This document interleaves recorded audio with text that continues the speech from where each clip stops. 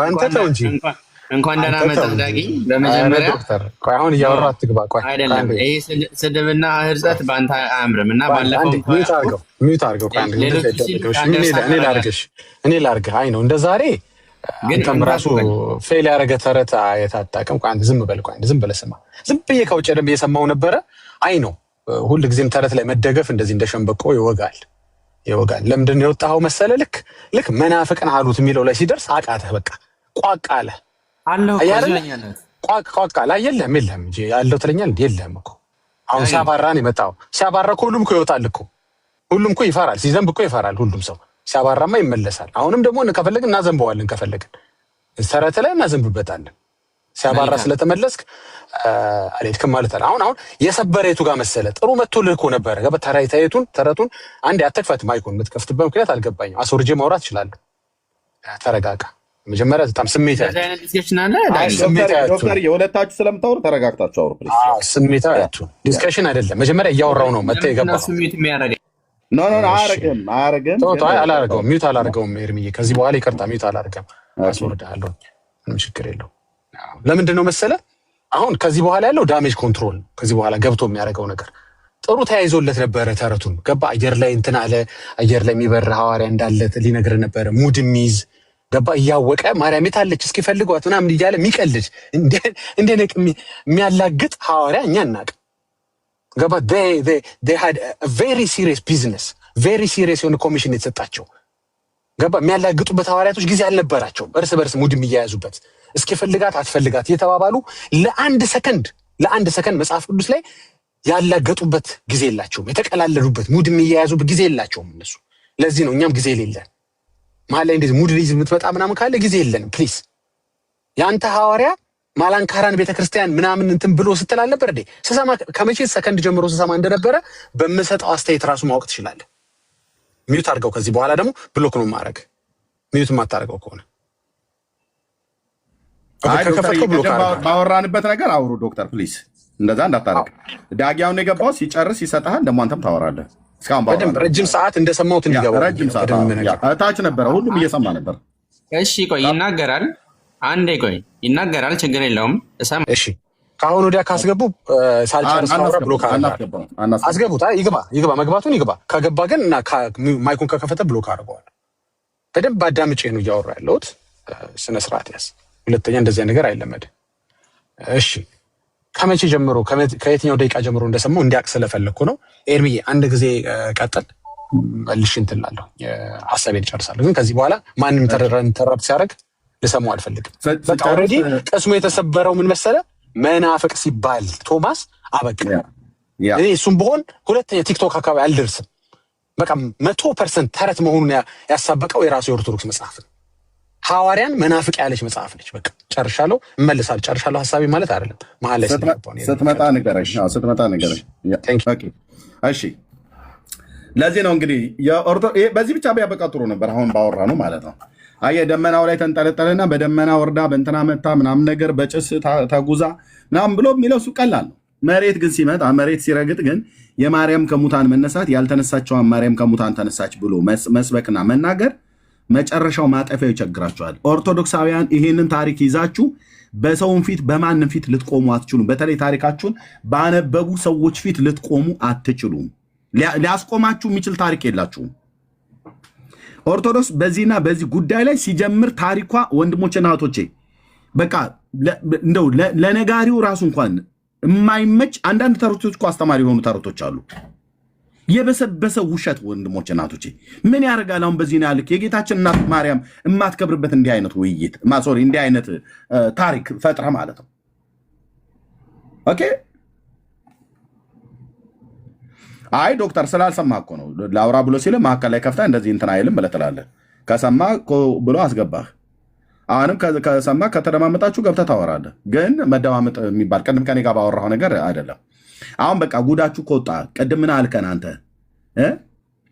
ማርያምን ባዶ መቃብሯ ባዶ ነው ብዬ ስልህ አይ መቃብሯ ባዶ መሆኑን ነው ቶማስ ዝም ብላ አስታርግ ነው ያያት አለ። ሌሎቹ ሐዋርያት ቀብረናታል እኮ ብለዋል።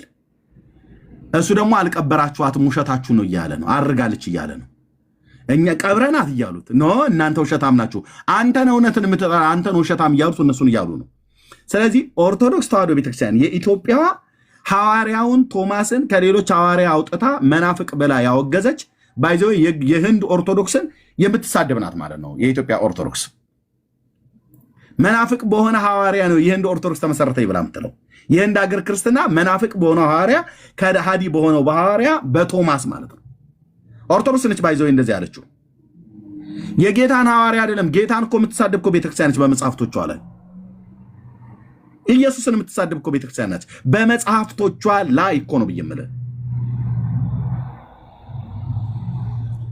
በመጽሐፍቶቿ ላይ።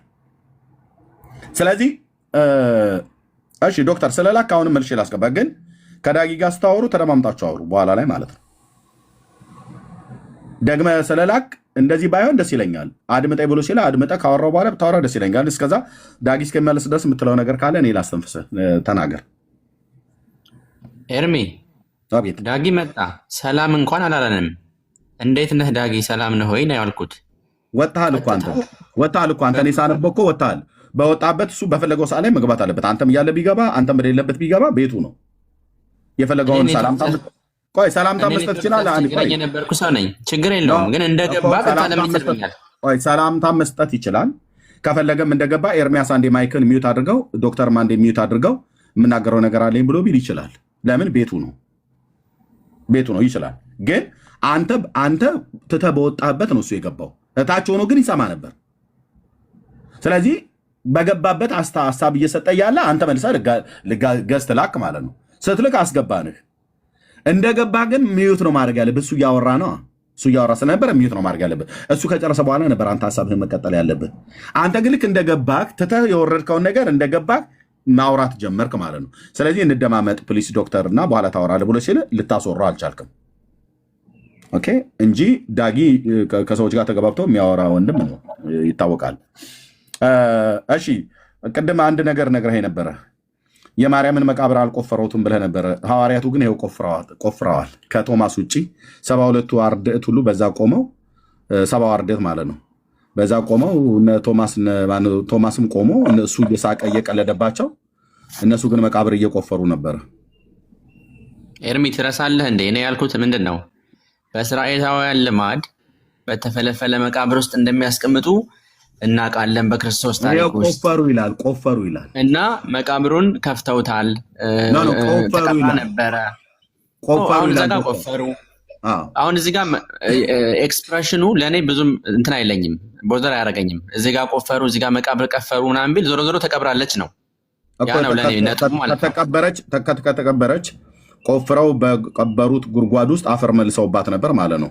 መልሰው መቆፈር የፈለጉትኝ ከጉድጓድ ውስጥ ሊያወጡ ነው አይደል እኮ። አሁን እዚህ ጋር ሀሳቡ ለእኔ የሚገባኝ ማለት ነው ተቀብራ ነበረ።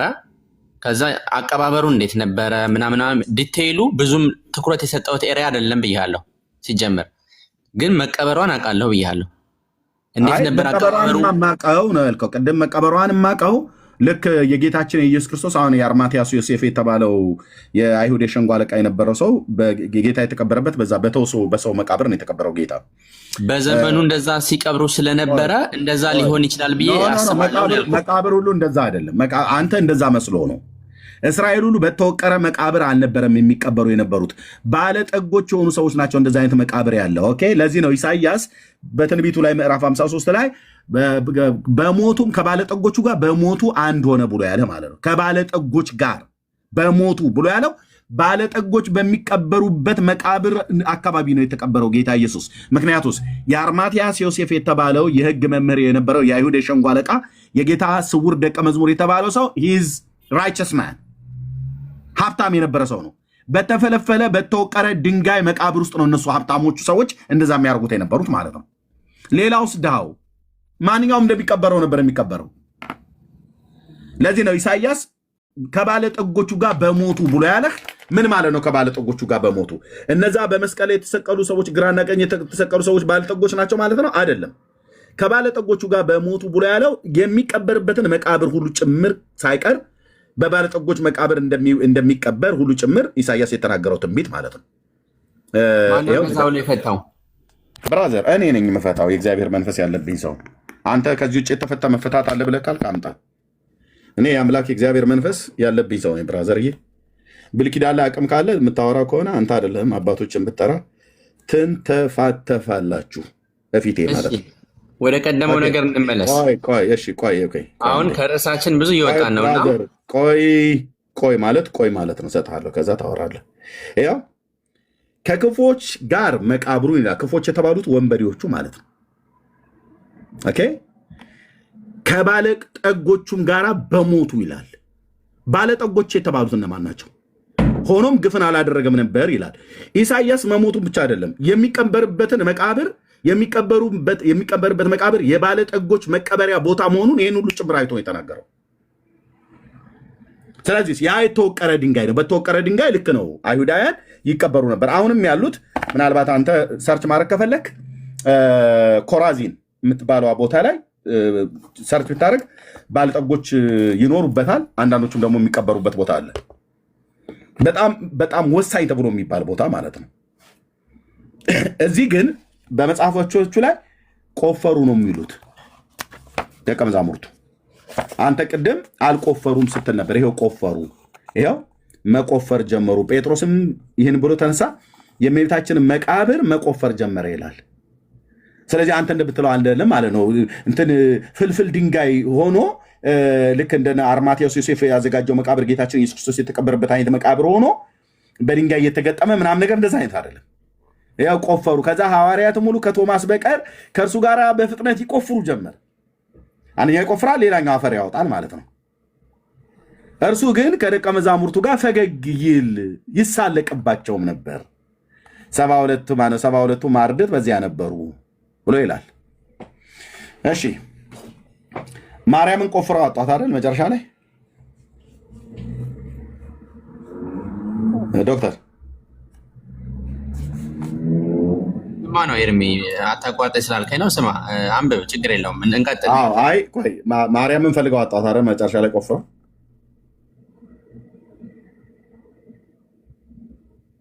አጧት ነው የሚለው። አጧት ነው የሚለው። አጧት አይደል? አዎ። እሺ ጉድጓዱን አፈሩን ቆፍረው ከአወጡት በኋላ ነው አይደል ያጧት? ኤርሚ ቀጥል። ስቶሪውን ኦልሬዲ የምናውቀው ስለሆነ ነው አይደል ወይ ነው ያልኩህ ዶክተር።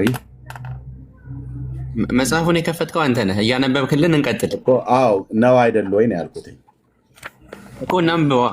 እናንብበውና ካለ ነው መቃብሯ ቆይ ለምን አለ እኔ በማንብበት ሳለ ያነባለሁ። መቃብሯ በተከፈተ ሰዓት ላይ ስጋዋን አላገኙትም ማለት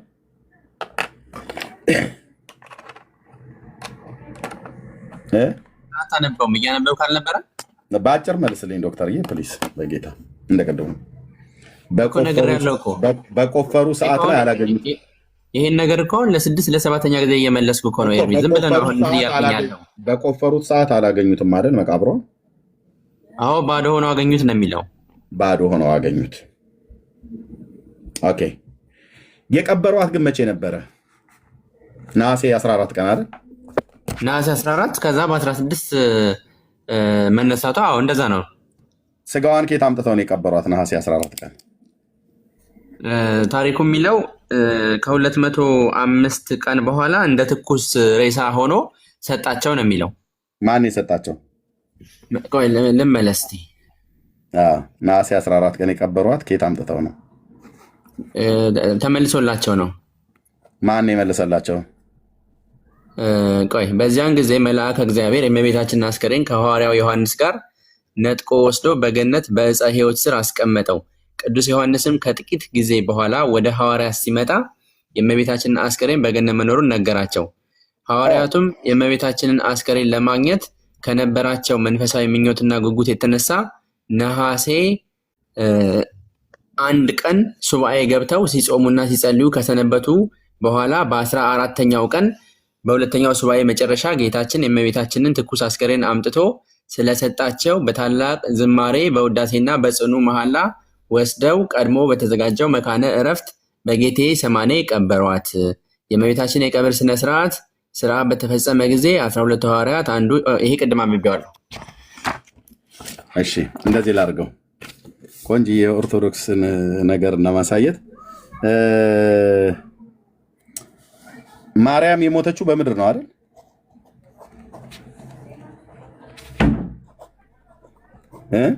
ዶክተር የሞተችው በምድር ነው። በጌቴሴማኒ ነው የሚለው በምድር ነው።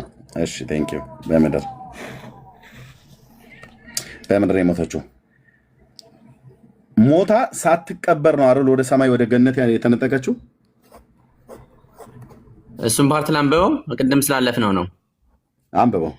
ካረፈች ከጥር 21 ቀን ጀምሮ ከቅዱሳን ሐዋርያት ተለይታ በገነት በዕፀ ሕይወት ስር ለ205 ቀናት ቆይታ ስጋዋን መፍረስ መበስበስ ሳያገኘው ትንሣኤ ዘጉባኤን ሳትጠብቅ ነሐሴ 16 ናት ቀኗ 16 ይመስለኛል። መቃብር ክፍል ነሐሴ 16 ከሞት ተነስታለች። መቃብር ምን ብላ? መቃብር አልተከፈተም ይላል። መቃብር አልተከፈተም። መቃብር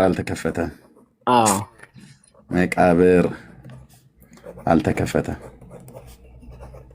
ከዛ ቅድስት ድንግል ማርያም የሰማችውን ምስጋና የሰማ የወለደችውን ቅዱስ የወለደ የተሸከመችውን መለኮት የተሸከመ የሆነውን ቅድስና የሆነ ያገኘችውን ጸጋ ያገኘ የከበረውን ክብር ከፍጡራን ወገን የለምና የአብ ቃል እናቱ ቅድስት ድንግል ማርያም ሆይ ለአንቺ የሚነገረውን መናገር የሚቻለው ምን አንደበት ነው እያለ ይቀጥላል ማለት ነው። ዶክተር እየሽ ስለዚህ ማርያም የሞተችው በምድር ነው፣ በኢየሩሳሌም ማለት ነው። ቦታው እዛ ነው። ከዛ የእመቤታችን የቅድስት ድንግል ማርያምን እረፍት በሆነበት ዕለት ቅዱሳን ሐዋርያት አስከሬኗን ለማሳረፍ ወደ ጌቴሴማኒ መቃብር ቦታ ይዘው ሲሄዱ የአይሁድ በቅናት መንፈስ ተነሳስነው ቀድሞ ልጇ በ3ኛው ቀን ከሙታን ተነሳ፣ በ40ኛው ቀኑ ወደ ሰማይ አረገ፣ እንደገናም ተመልሶ ይህን ዓለም ለማሳለፍ ይመጣል እያሉ በማስተማር ሕዝቡን ፈጽመው ወስደውታል። አሁን ደግሞ ዝም ብለን ብንተዋት እርሷን እንደ ልጇ ተነሳች አረገች እያሉ በማስተማር ሊያውኩን ሊኖሩ አይደለምን? ኑ ተሰባስበንና በእሳት እናቃጥላት ብለው ተማክረው መጥተው ከመካከላቸው ታውፋንያ የተባለ ጎበዝ አይሁዳዊ ተመርጦ ሄዶ የእመቤታችንን አስከሬን የተሸከመበትን አልጋ ሸንኮር ያዘ። የአልጋውን ሸንኮር በያዘ ጊዜ የእግዚአብሔር መልአክ በእሳት ሰይፍ 2 እጁን ስለቆረጠው ከአልጋው ሸንኮር ላይ ተንጠለጠለ ቀረ። ነገር ግን ታውፋንያ በፈጸመው ድርጊት ተጸጸተ። ይህን ቅድም ተነጋግረነዋል። ከዚህ በኋላ ያለውን እሺ። ማርያም በምድር ነው የሞተችው። ሳትሞት በፊት ነው አይደል ያረገችው? ዶክተር ዮሐንስ ያያት ወደ ገነት ተነጥቃለች አይደል? ቆይ የሚለውን ምንድነው? ሞተች ይላል። ከዛ ከሞተች በኋላ ወደ ጥር 21 ሞተች እና አስከሬኗን በስጋዋን በሕይወት ዛፍ ስር ከዮሐንስ ጋር ሄደ ነው የሚለው። ወዴት ነው ሄደ? ወደ ገነት የሕይወት ዛፍ ስር ነው የሚለው። ገነት ማለት በሰማያት ነው አይደል? ያው ገነት የምናውቀው ገነት ነው። ገነት የት ናት ኤግዛክትሊ የሚለው ብዙ በሰማይ ነው አይደል? ቴዎሎጂካል አርጊመንቶች አሉ። ግን ገነት እንዳለ ገነት ብለን እንያዘው። ግን አይ ገነት ብለን እንያዘው አይደለም። ገነት የትኛው አንድ ገነት ነው ያለው። አንድ ገነት ነው ያለው። አንድ ገነት አይደለም ያለው። መጽሐፍትን አታውቀውም። አንድ ገነት ነች ያለው። እኛ ሁለት ገነት ነው የምናውቀው። የሕይወት ዛፍ ያለባት ገነት ናች። ለማንኛውም ሁለት ገነት ነው የምናውቀው ነው ብዬ የምነግርህን ስማ። መንግስተ ሰማያት ነው ገነት ነው ኤርሚ ብራዘር፣ ሁለት ገነት ነው የምናውቀው ብዬ ስለ አንድ ገነት ነው ብለህ ዝም ብለህ ድርቅ አትበል። አንደኛው ገነት አዳም በምድር የነበረበት ነው። አሁን ለሰው ልጆች ያልተገለጠችው በዚህ ምድር ላይ የነበረች የአትክልት ስፍራ ማለት ነው። ሁለተኛው ገነት ግን ቅዱስ ጳውሎስ በቆሮንቶስ መልእክቱ ወደ ሰማያት የሄደበት ማለት ነው። ስለዚህ አንድ ገነት የሚባል የለም፣ ሁለት ገነት ነው ያለው። ከእነዚህ የትኛው ጋር ነው የሄደችው? ማስረጃውን ታሳየኛለህ? አሳይሃለሁ። እኛ ጋር መጽሐፍ ጋር እኛ ጋር መተህ ብራዘር እንደዚህ አይጠይቅም። እስኪ አሳየኝ። በቃ እሱን አሳየኝ። ጴንጤ ጋር መተህ እንደዚህ አይጠይቅም። እሺ አንደኛው ገነት ያው አንደኛውን ተው፣ እሱን የምናውቀው ነው። የሁለተኛውን አሳየኝ ፕሊዝ። ይሄማ የምናውቀው ነው፣ ሁሉም ሰው ያውቀዋል። ይሄን ፕሊዝ ዶክተር ፕሊዝ። ምን ታውቃላችሁ እናንተ መጽሐፍ ቅዱስ ስለማታነቡ ምን ታውቁታላችሁ? ኦኬ እንደዚህ ይላል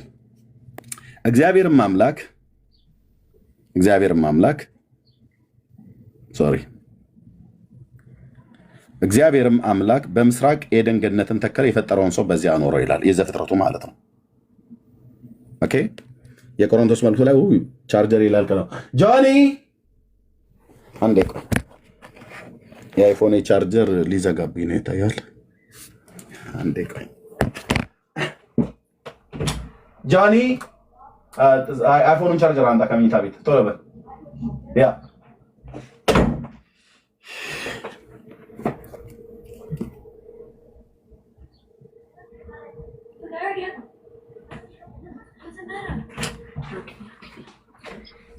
እሱ ጋር ሰካባት።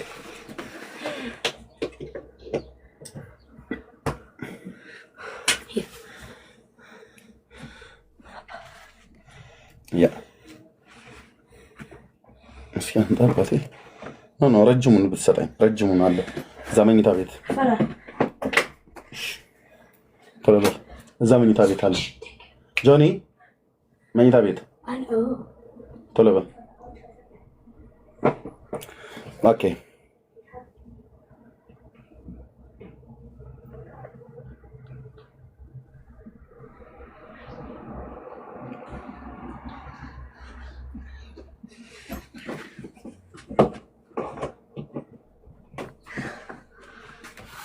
ኦኬ ቴንክ ዩ ቶሎ በል።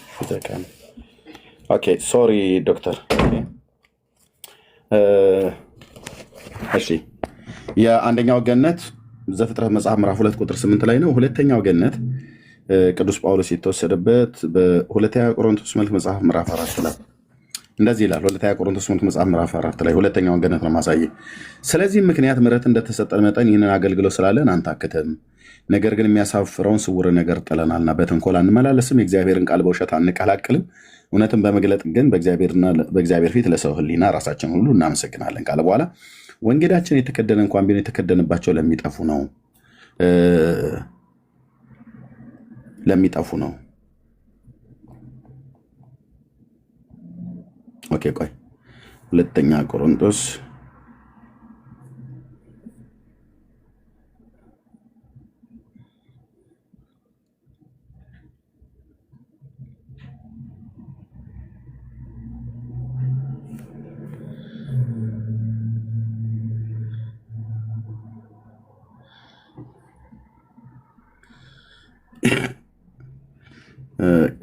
ሁለተኛ ቆሮንቶስ ምዕራፍ 12 ነው። ሶሪ ምዕራፍ 12 ነው። ሶሪ ይቅርታ። ትምክህት የሚያስፈልግ ነው፣ አይጠቅምም። ነገር ግን ከጌታ ወዳለው ራእይ መገለጥ እመጣለሁ። ሰውን በክርስቶስ አውቃለሁ፣ በስጋ እንደሆነ ግን አላውቅም፣ ወይንም ከስጋ ውጭ እንደሆነ ግን አላውቅም፣ እግዚአብሔር ያውቃል። እንዲህ ያለውን ሰው ከ14 ዓመት በፊት እስከ 3ኛው ሰማይ ድረስ ተነጠቀ ይላል። ልብ በል።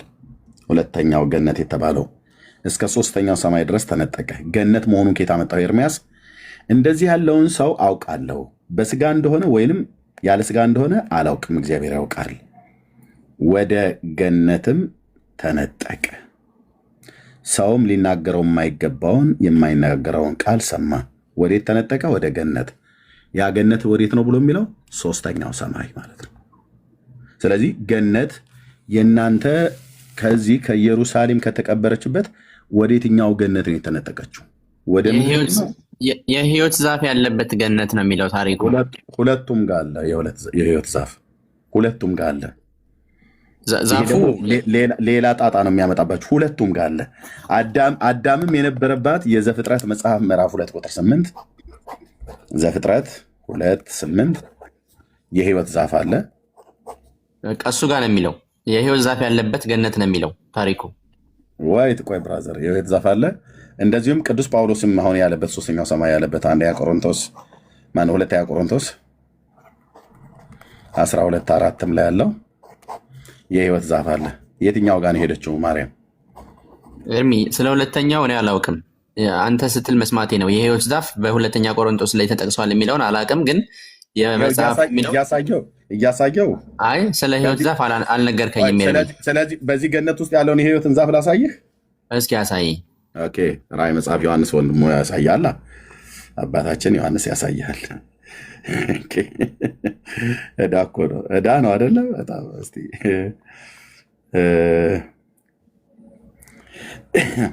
ሁለት ገነት አለ የሚለውን አስተምሮ ዛሬ መስማቴ ነው ካንተ። ታዲያ እንዴ እናንተ እኮ መጽሐፍ ቅዱስ እኮ አታነቡም ብራዘር። እሺ ኤርሚ አታነቡም። ለዛ እኮ ነው የነገርኩ። ሁለት ገነት አለ የሚል ትምህርት ያለ ዛሬ ሰምተን አናውቅም። ለማንኛውም ማለት ነው አዳም ይኖርበት የነበረው ገነት የት ነበር? ዓለማት የሚባሉት እሱ አዳም ይኖርበት የነበረው የት ነው ያልኩህ? በምስራቅ ኤደን። ያንን ነው መጽሐፍ ቅዱስ የሚለው። በምድር ነው በሰማይ ነው? እሱ ቦታ ሎኬሽን ነው ወይስ ሎኬሽን አይደለም? መጽሐፍ ቅዱስ በምስራቅ ኤደን ነው የሚለው። ኖ ሎኬሽን ነው ሎኬሽን አይደለም ነው ያልኩህ። እሱ መጽሐፍ ቅዱስ ምን እንደሚል እሱም ፓርት አይጠቅስም። ሎኬሽን ነው ሎኬሽን አይደለም አይጠቅስም አይደል? እሺ ታዲያ እነዛ አራት ወንዞች ጤግሮስ እና ኤፍራጥስ ፊሶን የተባለው እና ጊዮን የተባለው ወንዝ ያጠጣው ነበር ይላል። ሎኬሽን ነው ሎኬሽን አይደለም። ወንዝም ከገነት የወጣ ነበረ። ኤፍራጥስ ሎኬሽን ነው ሎኬሽን አይደለም ነው ይታወቃል። እሱ በጤግሮስ እና ኤፍራጥስ ወንዞች ጤግሮስ፣ ኤፍራጥስ፣ ጊዮን እና ኤውላጥ አራቱ ማለት ነው። ስለዚህ እነሱ ሎኬሽን ናቸው ሎኬሽን አይደሉም። አሁን ገነት የቱ ጋር ናት የሚለውን እኮ ስለማናቅ ነው። ሎኬሽን ናቸው አይደሉም ነው ያልኩህ። ቦታ ናቸው፣ ምድር ላይ ያሉ ቦታዎች ናቸው። አለቀ። ስለዚህም አዳም የነበረበትን ገነት የሚያጠጡ ከሆነ የአዳምም የነበረባት ሎኬሽን ናት ማለት ነው። የት ነች ያለች? ኦኬ ብራዘር፣ እዚሁ ምድር ላይ ነው ያለው።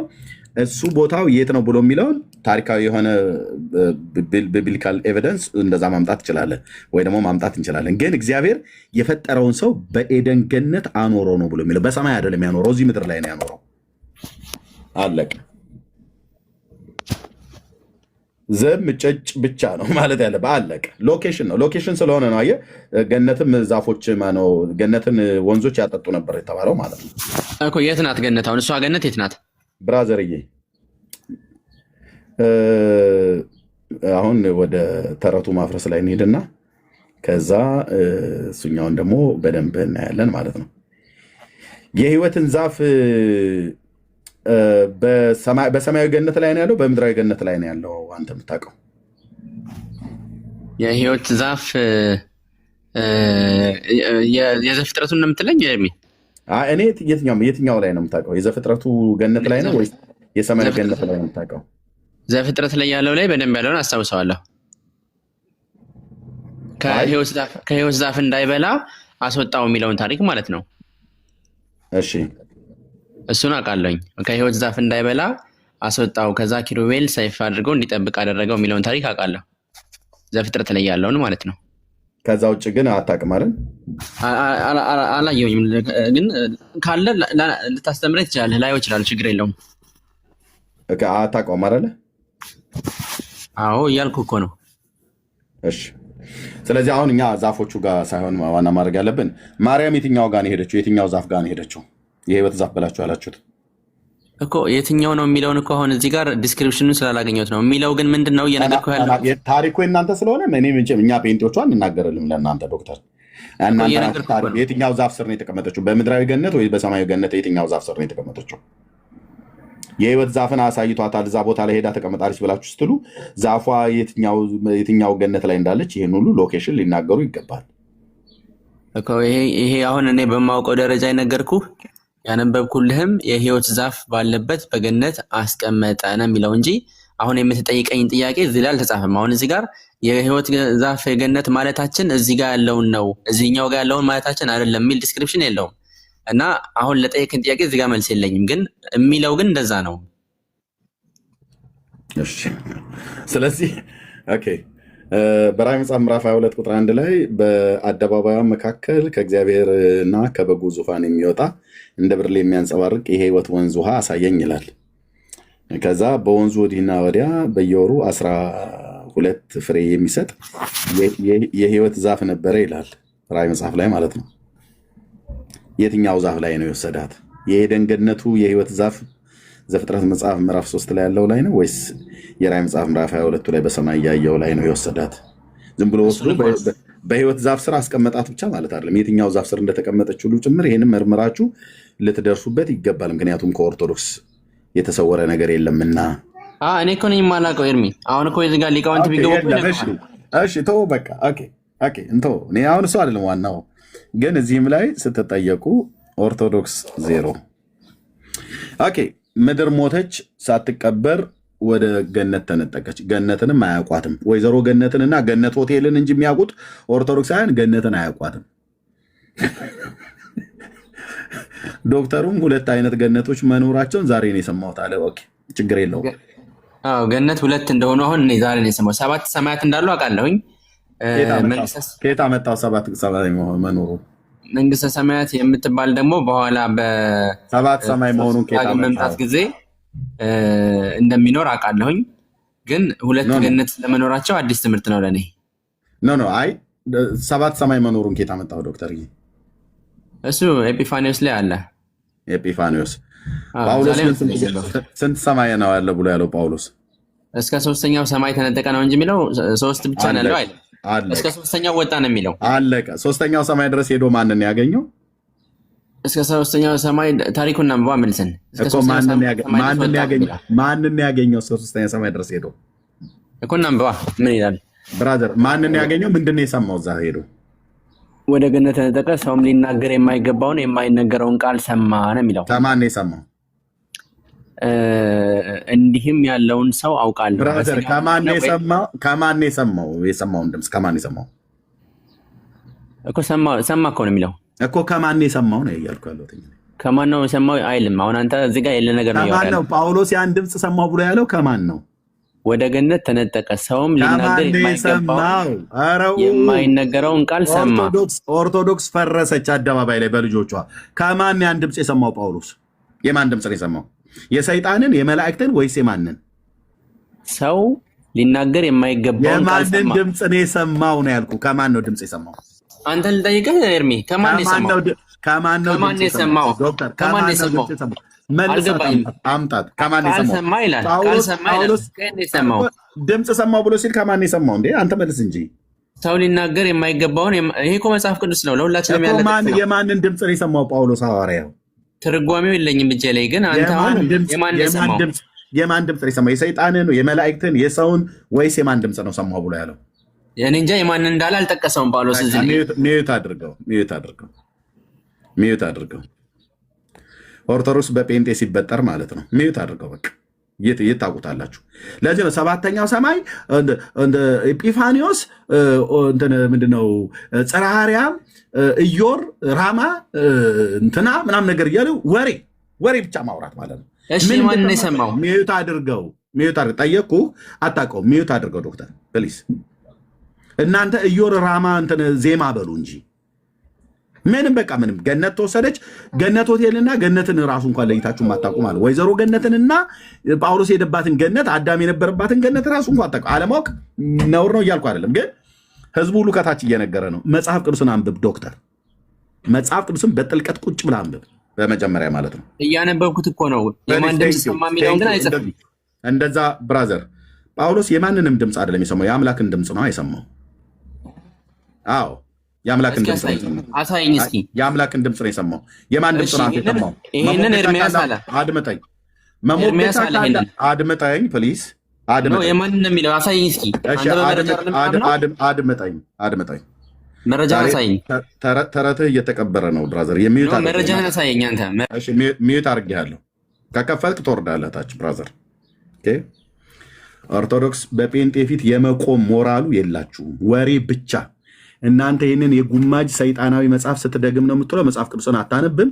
ሁለት ገነት እንዳለ እዚህ ነው መጽሐፍ ከፍቼ የማሳይ። ራዕይ መጽሐፍ ምዕራፍ 22፣ ዘፍጥረት መጽሐፍ ምዕራፍ 2 ጠቅሼ ማለት ነው። ጴንጤ ፊት ነው ጴንጤ የሚያሳያችሁ መጽሐፍ ቅዱስን። ምክንያቱም ዝም ብሎ በጉራ ስትጀረሩ ስለሆነራችሁ ማለት ነው። ታዲያ ሰማይ ወጥቶ የማን ድምፅ ሊሰማ ነው? ቅዱስ ጳውሎስ በመገለጥ ታላቅነት እንዳልታበይ ብሎ ያለው ምንድን ነው? መገለጥ ማለት የማን ድምፅ ነው ታዲያ የሰማው? የኪዳነ ምሕረትን እንድልህ ነው? አትታወቅም። እዛ ኪዳነ ምሕረት የምትባል እዚህ ኦርቶዶክስ ደብተራዎች የፈጠሩት ፈልፈልቱ የሆነ ትምህርት ነው። ኪዳነ ምሕረት የሚባል ነገር እዛ እኔ መቼ አልኩኝ? ኤርሚ ያላልኩትን ለምን አለ? ሜዮታድር ጠይቄህ የማን ድምፅ ነው የሰማው ብዬ ስልህ የማንን መሆኑን አልናገርም ብልሃል። እኔ ግን እንዲደፍሬ እነግርሃለሁ። የአምላክን ድምፅ ነው የሰማው፣ የእግዚአብሔር ባሪያ ነውና። የቱ ጋር ነው እንደዛ የሚለው? ሜዮት አድርግ። እንደዚህ ነው እንደ ንፍሮ የምንቀቅላችሁ እያስገባን ማለት ነው በመረጃ። ታዲያ ቅዱስ ጳውሎስ የእግዚአብሔርን ድምፅ ካልሰማ የማን ድምፅ ነው የሚሰማው? ኦኬ እናሳይ፣ እንወዳለና። ኦኬ እንደዚህ ማለት ነው። እናንተ እንደ ሰይጣን እድሜ ስትቆጥሩ እድሜያችሁ የትየለሌ ነው ብላችሁ ትላላችሁ። ስትፈተሹ ግን ገለባ ናችሁ ማለት ነው። አውድማ ላይ እንደወጣ ገለባ። ሳደብተው ፕሌስ ሚዩት አድርገው፣ ሚዩት አድርገው።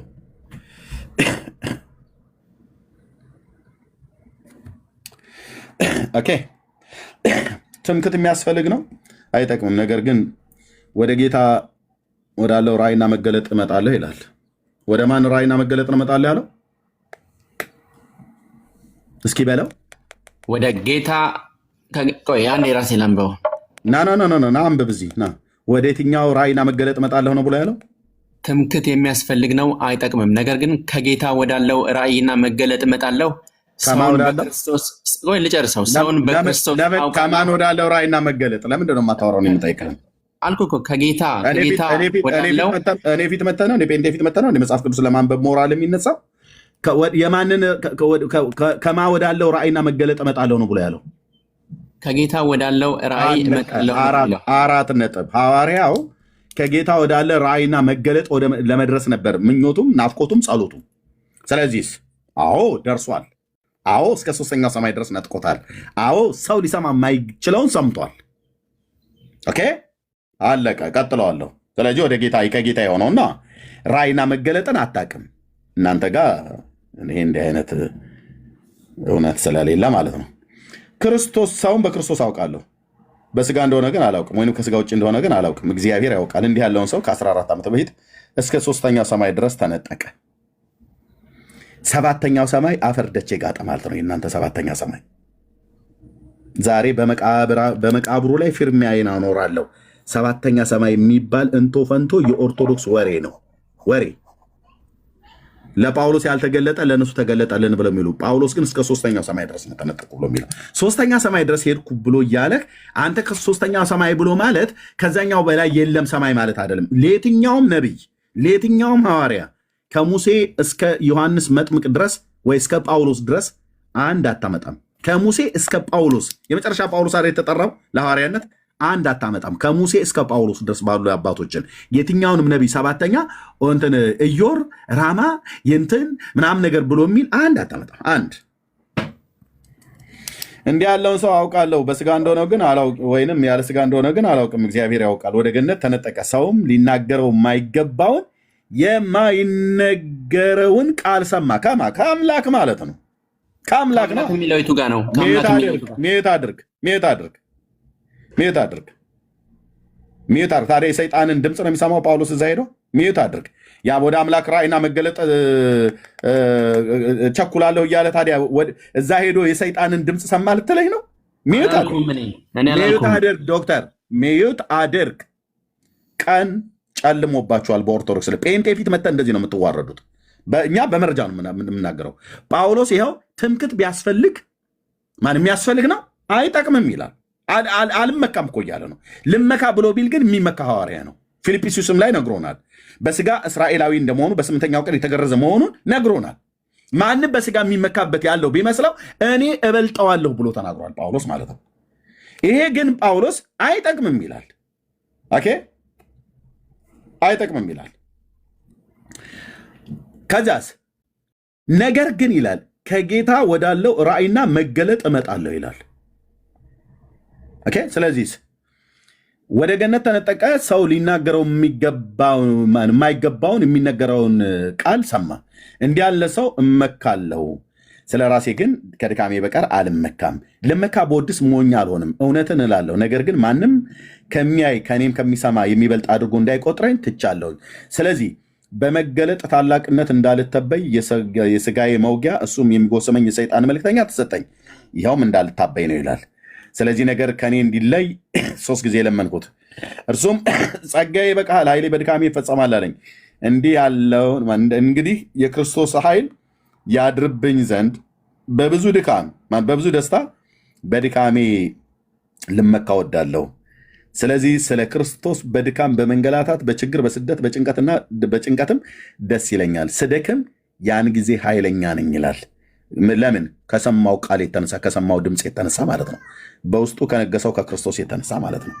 ስለዚህ ራእይና መገለጥ ብሎ የሚለው ቃል ይህንን ወደዚህ ከጌታ ወዳለው ራእይና መገለጥ እመጣለሁ ነው ያለው። ስለዚህ ጌታም ራሱ ወሰደው። ከዚያስ ወደ ገነት ከነጠቀው በኋላ በገነት ማን ነው የሚኖረው? በኦርቶዶክስ በገነት የሚኖረው ሰይጣን ነው። በነ ዶክተር ትምህርት ማለት ነው። በኦርቶዶክስ አስተምህሮት በገነት ውስጥ የሚኖረው ሰይጣን ነው። ምክንያቱም ሰይጣን እዛ ቁጭ ብሎ ለቅዱሳን ጸሎት ማነው ድምፁን ያሰማል እያሉ ይላሉ ማለት ነው። እኛ ግን በገነት እንደሚኖረው ጌታ ነው። ምክንያቱም ራሷ እንኳን ቤተክርስቲያኒቱ እንዳለችው አማን አማን ብለከ ዮም ትሄሉ ምስሌ በውስተ ገነት ብላ አለች ምናምን ነገር ብላ ደግሞ ሌላ ደግሞ የምታወራው ነገር ስላላት ማለት ነው። ስለዚህ ጌታ ማነው ቅዱስ ጳውሎስ በገነት ሄዶ የሰማው የጌታን ድምፅ እንጂ የሰይጣንን ድምፅ አይደለም በገነት የሚሰማው። ኦኬ ኦኬ እሺ። ዳጊ ስለመጣ ቆይ ፕሊዝ ታወራለህ፣ እንሰጥሃለን። ዳጊ ስለመጣ ከዳጊ ጋር ታወራለህ። ካወራህ በኋላ ሀሳብህን ኖ አንዴ ኤርሚ እየተቆጣ እሱን እሰጥሃለሁ እኮ ነው የምልህ። አሁን የምታወራውን አውርተህ ቀጥሎ ከዳጊ ጋር ታወራለህ ወይስ ከኔው ጋር ትቀጥላለህ ነው እያልኩ ያለሁት እኮ። አንዴ ተረጋግተህ ስማኛ፣ አታፍነኝ። እኔ እየጠየቅኩ ለምን አትመልስልኝም? አሁን የምታወራውን አውርተህ ከዳጊ ጋር ቀጥለህ ልታወራ ትችላለህ ወይስ ከኔው ጋር ነው የምትቀጥል የምትፈልገው ነው ያልኩት። ችግር የለውም፣ ሁላችንም ላወራ እችላለሁ፣ ግን እኔ ስድብ አልፈልግም። አንደኛ እኔ ማንም የሰደበ የለም። አሁን ያልኩህን አልመለስክም ለሶስተኛ ጊዜ፣ ግን ስምህ ዶክተር ነው። ለሶስተኛ ጊዜ አልመለስክም። እሺ እኮ አልኩህ። አሁን ማውራት ያለብን አውርተህ ከዳጊ ጋር መቀጠል ትፈልጋለህ ወይስ ከኔ ጋር መቀጠል ትፈልጋለህ ነው ያልኩህ። ከአንተ ጋር መቀጠል እፈልጋለሁ፣ ግን ጥያቄ ምንድን ነው? ከዳጊ ጋር አትፈልግም? አሁን ከአንተ ጋር ፈልጋለሁ አልኩ እንጂ ከዳጊ ጋር አልፈልግም አላልኩም። ከእሱ ጋር ማውራት ችግር የለብኝም። አሁን ማውራት ያለብህን እንድታወራ ልሰጥህ ነው ጊዜ ማለት ነው። ከሰጠሁ በኋላ እሱን አውርተህ ስጨርስ ከኔ ጋር ነው ማውራት የምትፈልገው ወይስ ከዳጊ ጋር ነው ማውራት የምትፈልገው ነው ያልኩህ። ዳጊ ቅድም ሊያወራ ስለፈለገ ማለት ነው። እኔ ፕሪፈረንስ የለኝም። እናንተ የምትፈልጉት አናግሩ፣ ችግር የለብኝም ለእኔ። ኦኬ አሁን የምትናገረውን እሺ ተናገርና ከዛ የምትቀጥለውን ትቀጥላለህ። አሁን ራእዩን ከጌታ ዘንድ አየው የሚለው ላይ እኮ ልዩነት የለብንም፣ ሁለታችንም ብለናል። ቶ በቃ እርሰው ጳውሎስ ለእናንተ እርሱ አይደለም ድምፅ ሰማ አይልና ጳውሎስ ለእናንተ ብራዘርዬ ጳውሎስ ለእናንተ ብርሃን ዓለም ቅዱስ ጳውሎስ ውሸት ሚዩት አድርግ። ጳውሎስ ለእናንተ ጠላት ነው። ኦኬ ቶማስ ለእናንተ ጠላት ነው። እንዲህ እያደረጋችሁ ነው እየሳላችሁ ያያችሁ በመጽሐፍቶቻችሁ ያየ ነው። ኦርቶዶክሳውያን ማቅ ለብሳችሁ ነው ንስሐ መግባት ያለባችሁ። ብርሃን ዓለም መብራት ዓለም ብለህ አትበለው ጳውሎስን። ምክንያቱም ገነት ሄዶ የሰይጣንን ድምፅ ሰማ ብለህ እየተሟገትከኝ የአምላክን ድምፅ ነው የሰማው። ታዲያ ምን ሊሰማ ነው? የማን ድምፅ ሊሰማ ነው ብዬ ስልህ አይደለም እያልከኝ ነበር። ወደ ጌታ መገለጥና ራእይ እመጣለሁ እያለ ብሎ ያለውን ሐዋርያ አይ የለም ወደ ሰይጣን ራእይ ብለህ ልትል ካልፈልግ በስተቀር እኛ ደግሞ እንደዛ አንልም። ጳውሎስ ምናምን ነገር አትበል። ጳውሎስ ለእናንተ ይከብድባቸዋል። እልቅ እዚሁ ተረት ላይ ቅድም የምታወራውን አውራ። ይህንን ቶ ለአንተ ድንጋይን ወደ ተራራ የመግፋት ያለ ነው የሚሆንብህ። ይህን መገለጥ ይህንን መረዳት ለማወቅ ቅዱሳት መጽሐፍትን በሚገባ ማወቅ ይጠበቅብሃል። ኦኬ ቴንክ ዩ። እሺ አመሰግናለሁ። ክርስቶስ እንደዚህ እያለ የሚሰብክ ባይዘው አንድ ሰው አይከተለውም ነበረና በደንብ የሚከተለው እናንተ የፉኝት ልጆች እያላቸው ነው የተከተሉት። ብራዘር ግድ የለም ኤርሚ የፉኝት ልጆች እያላቸው ብራዘር ወይት የፉኝት ልጆች እያላቸው ነው የተከተሉት። ግድ የለም ኤርሚ እኔ አሁን አንተን የእፉኝት ልጅ አላልኩ። ትምህርታችሁ ግን የእፉኝት ነው። የኦርቶዶክስ ትምህርት የእፉኝት ትምህርት ነው። እዚህ ቅድም ቁጭ አደረጋችሁት የቶማስን የተሰዳደባችሁበት ከሐዋርያቱ ጋር ያጠለሻችሁበትን ይህንን ውሸትን እስኪ ወይ ደግሞ ይህን ታሪክን እውነት አድርገው ከዛ የምታወራው ነገር ካለ ማውራት ትችላለህ። ቴንክ ዩ። መልካም አመሰግናለሁ። ጳውሎስ ከጌታ የሆነውን ራእይ አየ። ሰው ሊናገር የማይገባው ሊሰማ የማይገባውን ሰማ ይላል። ወረድ ብሎ ምንድን ነው የሰማው? መጽሐፉ የሚለው ክሊር ነው። ሰው ሊናገር የማይገባውን ሊያይ የማይገባውን ነው የሚለው። ይህንን ነገር ከማን የሰማው? ከላይ ራእዩን ያየው ከጌታ ነው። ድምፁን እስከ ማን የሰማው? ከሰይጣን ብለኝ እኔ እስካሁን ደስ ራእዩን ከጌታ ካየ ድምፁን ከማን የሰማው? ይሄን ቃል ደጋግመህ የምትጨምረው ራእዩን ከጌታ ካየ ድምፁን ከማን ነው የሰማው? መጽሐፉ ምንም አይጠቅስም። ልብ በል ራእዩን ከጌታ ነው አይደል ያየው? ራእዩን ከጌታ ላይ ይችላል፣ ግን ከጌታ ይችላል አይደለም። ራእዩን ከጌታ ነው ያየው ወይስ ከማን ነው ያየው? አይቷል። ኦኬ ከጌታ ያየው ራእዩን ከጌታ ካሳየው ድምፁን ጌታ አያሰማውም እያልክ ነው? አላልኩም እኮ ያሰማዋል አያሰማውም? ድምፁን ሊያሰማው ይችላል፣ ግን እዚህ ጋር ጌታ አሰማው አይደለም። ያሰማዋል አያሰማውም? ድምፁን ያልኩህ እዚህ ጋር አልተጠቀሰም። 4 ቁጥር ላይ አልተጠቀሰም። ያሰማዋል አያሰማውም? እንደ የሌለ ነገር እንዴት መልስ እሰጣለሁ? የለም አልተጻፈም እንደዛ ተብሎ። ኦኬ። ስለዚህ ራእዩን ከጌታ ነው ያየው፣ ድምፁን ግን በኦርቶዶክስ ቤተክርስቲያን ከሰይጣን የሰማው ነው እያልክ ያለው መቀጠል አላልኩም። ሰይጣን ያልከው አንተ ነህ ብራዘር፣ ራስን ያልከው ሚዩት አድርግ። ራእዩን ከጌታ ነው ያየው፣ ድምፁን ግን ከሰይጣን የሰማው ብላ ኦርቶዶክስ ተዋሕዶ ቤተክርስቲያን እንዳስተማረች ሰይጣን ያልከው አንተ ነህ ኤርሚ። ሰይጣን ያልከው አንተ ነህ። ራስን እኮ ከማን ያየው? ድምፁን ከማን ሪከርድ የሆነ ወዲህ እኮ ነው። ሰይጣን ያልከው አንተ ነህ። ብራዘር አድምጠኝ። እሺ ራእዩን ከጌታ ነው ያየው፣ ድምፁን ከማርያም ነው የሰማው? ማርያም አይልም። ምን ያላልኩም? አንተ ነህ ያልከው። እሱን ከሰይጣን ነው የሰማው? ሰይጣን ያልከው አንተ ነህ። ከእግዚአብሔር ነው የሰማው? እግዚአብሔር አይልም እዚህ ላይ። እሱንም አንተ ነህ ያልከው። እሺ ከማን ነው የሰማው ድምፁን? አልተጻፈም እዚህ ላይ። ከራሱ ነው የሰማው? አልተጻፈም እንደዛም ብሎ። እንደ ጌታ ሐዋርያ ድምፁን ከማን ነበር እየሰማ የሚያወራው የነበረው? ድሮ ከየት እንደሚሰማ ተጽፏል። እዚህ ጋር ግን ያለውን ከማን ነበር ይሰማ የነበረው? ድሮ ከማን ነበር ይሰማ የነበረው? ድሮ የሚሰማው ከእግዚአብሔር ነው፣ ከጌታ ነው፣ ከመንፈስ ቅዱስ ነው። እታች ውረድ። አለቀ። እንደዚህ አስመስክሬ አፍህን ብዬ አስወርድሃለሁ ማለት ነው። ድሮ ከማን ነበር ይሰማ የነበረው? ከጌታ መንፈስ ቅዱስ ነው ማለት ነው፣ ከእግዚአብሔር ነው ማለት ነው። ስለዚህ ታዲያ ጳውሎስ ነፈሰበት እንዴ ሐዋርያው? ራእዩን ከጌታ አይቶ ድምፁን ከሰይጣን ይሰማል ብሎ ከማለት የበለጠ ውርደታም አለ? ወንድሞች እናቶች፣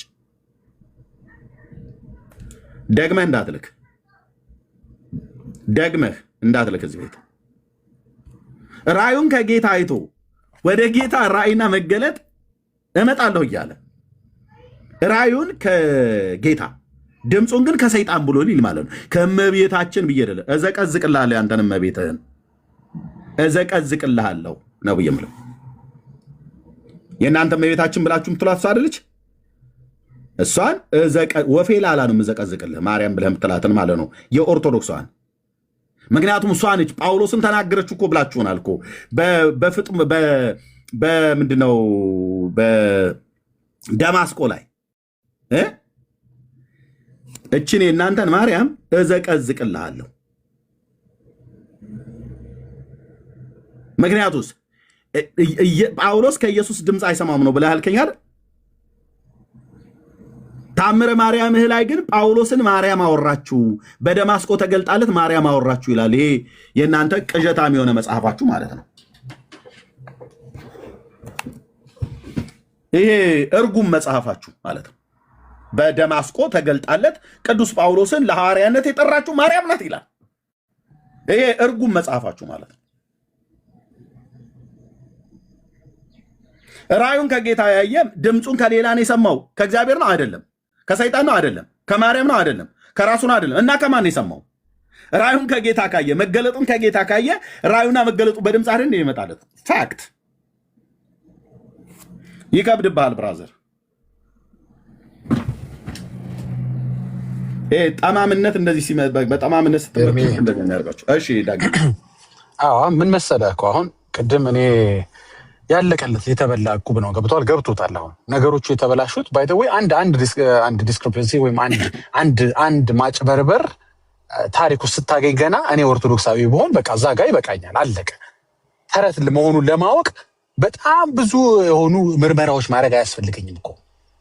ሁለት ሐዋርያቶች አሉ፣ ወይ ቶማስ ወይ ቀሪዎቹ ሐዋርያት ናቸው እንግዲህ መናፍቅ መሆን ያለባቸው። አሁን አንዱ መናፍቅ ነህ ካሉት እሱን ነው የሚቀበለው ዶክተሩም ይሁን ሌሎች ኦርቶዶክሶች አንዱ ሐዋርያ መናፍቅ መሆኑን የሚቀበሉት፣ ወይስ ደግሞ ባላንካራ ያስተምር የነበረ ሐዋርያ ጠላት መሆኑን? ጠላት ነን ያሉት እንግዲህ የማርያም ጠላት ተብሎ እንግዲህ የተፈረጀው መጀመሪያው እሱ ነው። አሁን የዚህን ያህል መሟሟት ለእኛ ነው የሚጠቅመን እኮ። ምኑን ኤክስፖዝ ያደርጋል መሰላችሁ? ልትሸፍኑት ያለ ውንብድና እንዳለ ያሳብቅባቸዋል። የሆነ ቦታ ላይ አይዶን ነው፣ ይህን ጽሁፍ አላውቀውም፣ ይሄ ነገር መመርመር አለብኝ። በአይሁዶች ባህል እኔ የማውቀው ድንጋይ ተንከባሉ በድንጋይ ውስጥ ሲቀብሩ ነው። መቆፈር የሚባል ነገር እንዳለ አላውቅም። አሁን ልጁ አይደነገጥ ገብቷል አይደል? የፈለገ ምንፍቅን ነው እየጨመረ ሲመጣ እዚህ ጋር ሆልዶን አይልም ልጁ። ገባ? አንዱን በአንዱ ላይ ያጣጣ ነው ይፈልግ ይሟሟታል። ገባ? እየተሟሟተ በሄደ ቁጥር ነው ኤክስፖዝ እያደረገው ነው ያለው። ስለዚህ መጤ መናፍቅ ምናምን የሚለውን ነገር ለካ የእናንተ ሐዋርያዎች ማንነት ነው ለካ ማለት ነው። ከእንድ የመጣ መናፍቅ የሆነና የማርያም ጠላት የሆነ ማን ነው ተብላችሁ ስጠይቁ ኦርቶዶክሶች ቶማስ ብላችሁ መመለስ አለባችሁ። ይኸው መረጃ አለ። ካልሆነ እንዲህ አይነት ነገር ተጽፎ ስታገኙ አንዱ ሐዋርያ አንደኛውን ሐዋርያ ሰደበው እንዲህ መናፍቅ አለው ስትባሉ አንቀረህ መጥፋት ያለብህ ምንፍቅና ነው እኮ። አለቀ። ኤርሚ አይመስልም? አምዳን ያ ኢየሱስ ክርስቶስ ህሊና ላለው ሰው እውነት ነው። ህሊና ላለው ሰው ልክ ነው፣ እውነት ነው። እንዴ የተጻፈን እኮ ነው የሚክዱት። እርግማን የሆነ ትምህርት ተሞልተው ማለት ነው። የተጻፈን በራሳቸው መጽሐፍቶች።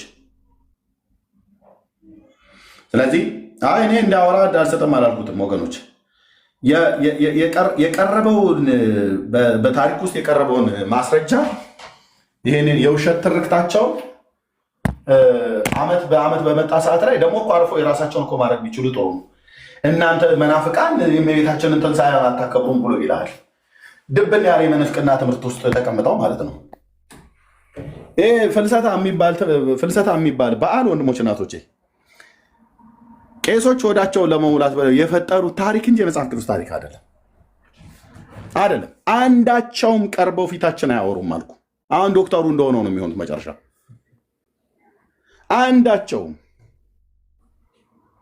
አንዳቸውም ቀርበው የማርያምን ከሙታን መነሳት በመጽሐፍት በታሪክ አያረጋግጡልንም። አንዳቸውም ቀርበው የማርያምን ማማለድ አያረጋግጡልንም። ስለ ማርያም ኦርቶዶክስ የምታወራው ትምህርቷ በሙሉ 95 በመቶ የሚወጣው ከመጽሐፍ ቅዱስ የወጣ አይደለም። 95 በመቶ በሬ ወለደ ታሪክ ነው። ተራ የአሮጊቶች ተረት ማለት ነው። በቀይ በጥቁር እስክሪብቶ የተጻፈ ነገረ ማርያም፣ ራእይ ማርያም፣ ድርሳነ ማርያም፣ ውዳሴ ማርያም የሚባል በስሟ የተለቀለቀ አንድ መዓት ኮተታ አለ። በቃ እሱን ነው የሚያምኑት። አንደኛው ታሪክ ከሌላኛው ታሪክ ጋር የሚጋጭ የሚጣላ እርስ በርስ የማይገናኝ ማለት ነው። ከመጽሐፍ ቅዱስ ጋርማ የሁለት ዓለም ሰዎች ነው የሚመስሉት፣ ምስራቅና ምዕራብ ማለት ነው።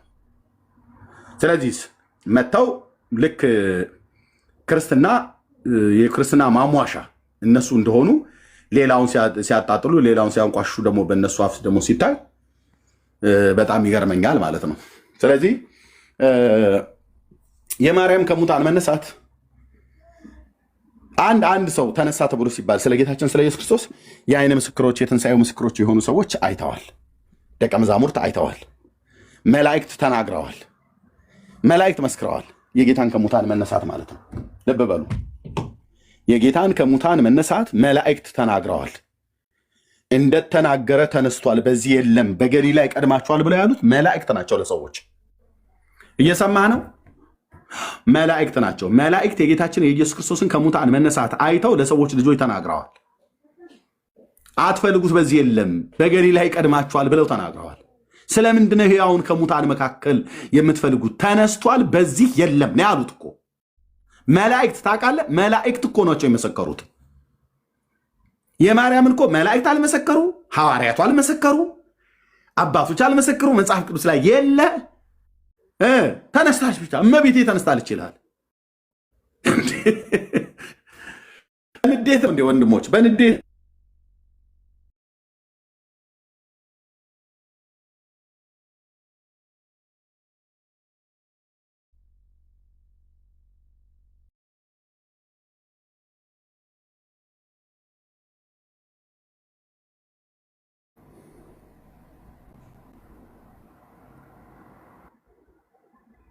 እሺ።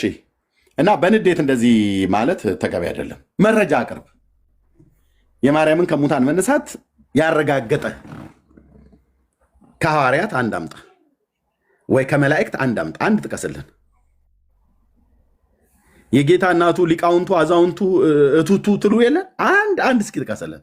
ማርያም ከሙታን መነሳቷን የተናገረ ሐዋርያቱ በሙሉ አይተዋል ብለው ሲያበቁ ያየ ሐዋርያ ግን አንድም የጻፈ የለም። አንዳቸውም እኮ አልኩ፣ አንዳቸውም አልጻፉ። እሰማለሁ ወገኖች፣ እሰማለሁ። ሪፖርት በጣም አለው። ዳግዬም ጋር እንትን እያለ ነው። እሰማለሁ። ታች ያላችሁ ወገኖች፣ እሺ። ወንድሜ ያዳነ ኤፊ፣ እሺ፣ ቴንኪው። ተባረኩ። አስንዬ ተባረኩ። ኦኬ። ስለዚህ ምንድነው እያልን ያለ ነው? የዓይን ምስክሮች እስኪ ጥሩ። ኢየሱስ ከሙታን ተነሳ እኮ ተብሎ ሲባል የዓይን ምስክሮች እኮ አሉ። ሐዋርያቱ አይተዋል። የገሊላና የኢየሩሳሌም ሴቶች አይተዋል። መላእክት አይተዋል።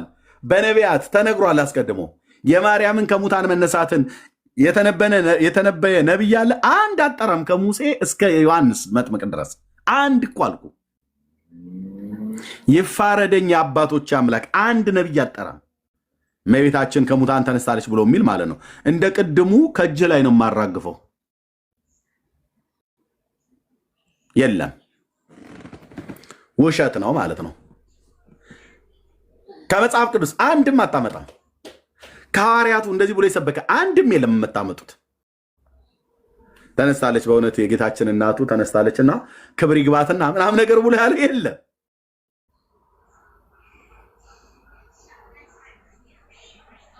የለም። ስለዚህ በፈጠራ ትርክት ከሙታን የተነሳውን ኢየሱስ ክርስቶስን መስበክ ትተው ከሙታን ያልተነሰችውን ማርያምን የውሸት ስብከት ይሰብኩናል። ይመጡና ማለት ነው። ታሪኩን ስናይ እንደምታዩት እጅ እግር የሌለው እንደሚባል ማለት ነው። ደግሞ ከዚሁም ብሰው አርፎ ቢቀመጡ እኮ ደግ ነው።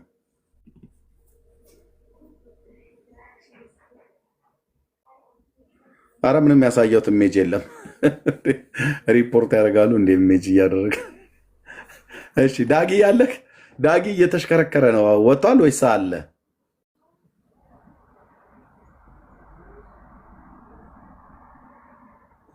ዳጊ ይታያችኋል ወገኖች?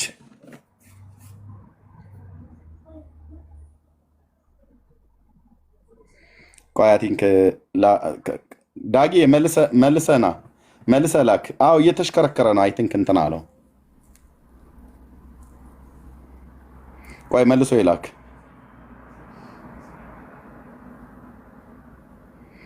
እኔ ጋር እየተሽከረከረ ነበር። ሪፖርት አለ ወገኖች። ታብ ኮፒ ሊንክ ሼር አድርጉት። ካለ ግን ከሙታን ተነስታ አድርጋለች ብላችኋት የምትሏት ማርያም ካለች ኑ ንገሩን በጌታ ፊት። እሺ ዳጊ ኦኬ፣ ኑና ንገሩን። ኑ አስረዱን፣ እንስማችሁ፣ ተርኩልን። ሪፖርት አለው አዴ በጣም ነው ያለው። ቅድም ወንድሜ አስኔ ብቻ ነበረ ቺኔ ቲክታክ ሳይኗን የሚሰጠው። አሜሪካውያኖችም አይ ቲንክ ጨከናችሁ መሰለኝ። የቲክታክ ሳይኗ ትንሽ ትረ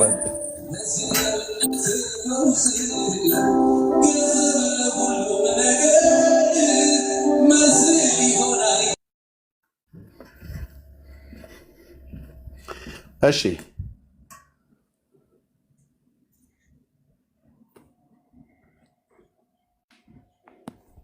ጥያቄ ያለው ሰው ካለ መምጣት ይችላል። ቴንክ ዩ።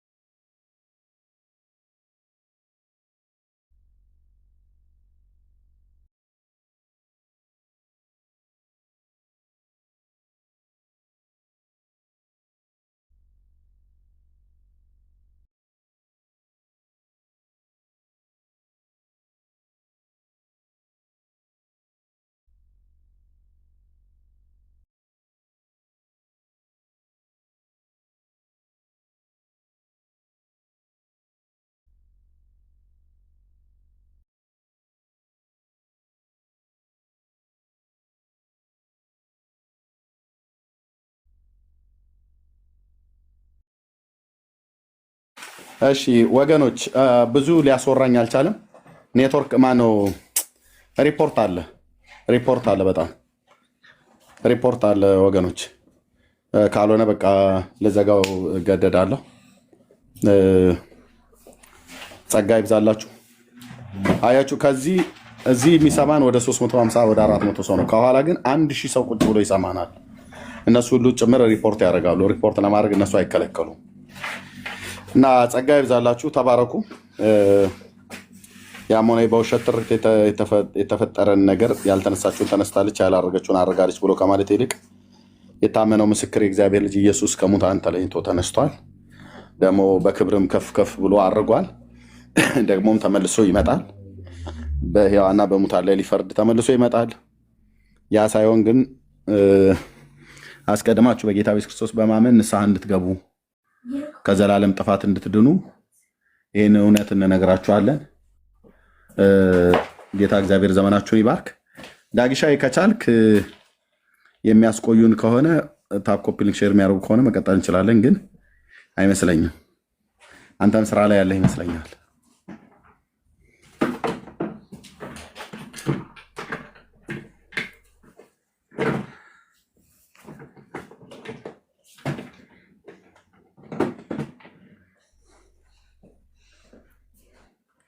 አይ በጣም ነው ሪፖርት ያለው ኤፊ፣ በጣም ነው ሪፖርት ያለው። ስለዚህ አይ ቲንክ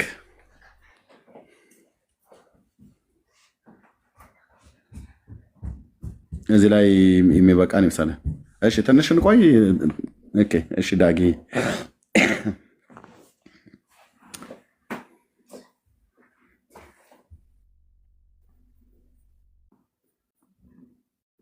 ቴንክ ወገኖች። ኦኬ እሺ ትንሽ ከቆየን እሺ ኦኬ ጥሩ ሰዓት ነው ሰዓቱ። ኢትዮጵያም እየነጋ ስለሆነ እንደ አዲስ ሪፍሬሽ ብናደርገው ዳጊዬም ስላለ እኔም ስላለው መቀጠል እንችላለን። በዚህ ጉዳይ ላይ የሚያወራን ሰው ካለ መምጣት ይችላል።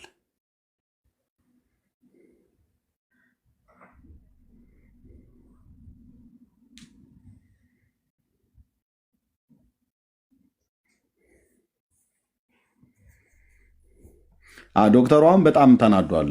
ቅድም ዳጊም ተረቱ ስለፈራረሰበት በጣም ስለተናደደ ራእይ ያየው ከጌታ ነው፣ ድምፅ የሰማው ግን ከማን እንደሆነ እንደሰማሁ አላውቅም ብሎ ይላል። ከጌታ ውጭ ራእይን ያሳየው ጌታ ድምፅን አይናገረውም እንዴ? እንደው እኮ በጌታ ኢየሱስ ክርስቶስ መታወር እኮ ነው በእውነት ሃይማኖተኝነት፣ እንደ አዚም ነገር ማለት ነው። እሺ ካላችሁ መምጣት ትችላላችሁ።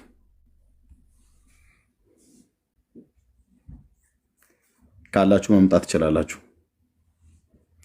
ለምን ሸሻችሁት? ይህንን ርዕስ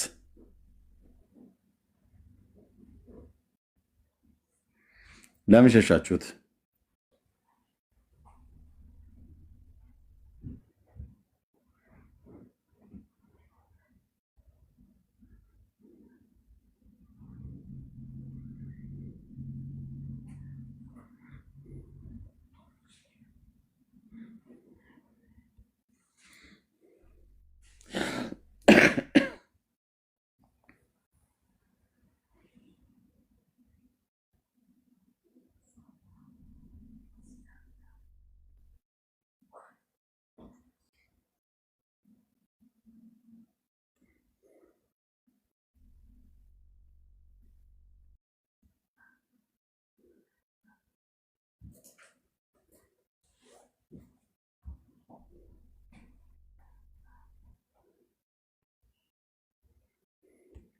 ናስቲ ዳዊት ቅድም እየጻፍካ ነበር እንዴ? ስደክም እኮ ነበር አይደለ? የዚህ ቤት ደንበኛ ዝቅ ብለሽ አንብቢው፣ ከፍ ብለሽ አንብቢው እንዳትለቂው ስትል ነበር።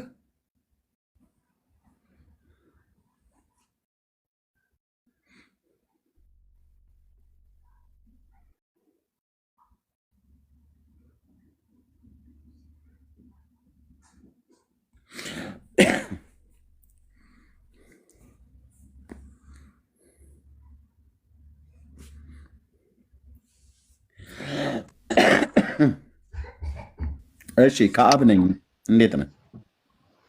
ሰላም ነው እድሜ። እግዚአብሔር ይመስገን። ከየት ቤተ እምነት ነው? አይ ፕሮቴስታንት ነኝ እኔ። ታብታብ ለማድረግ ነው የገባሁትኝና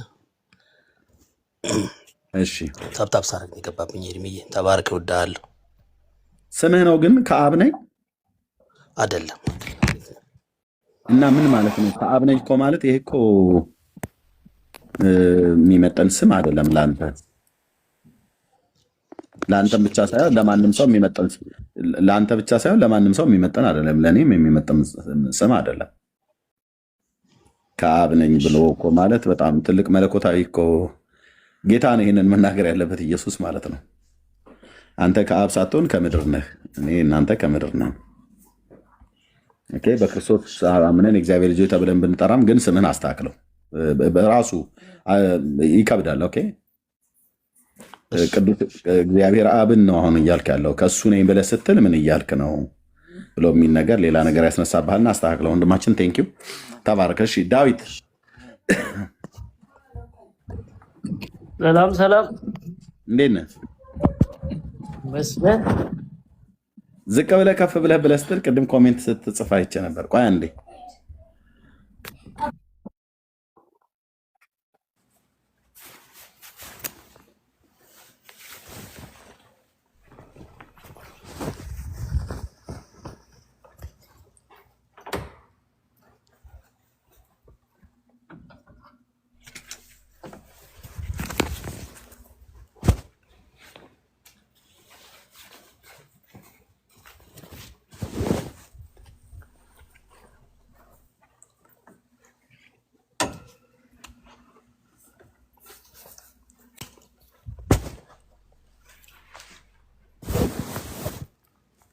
እሺ ዳዊት ቀጥል።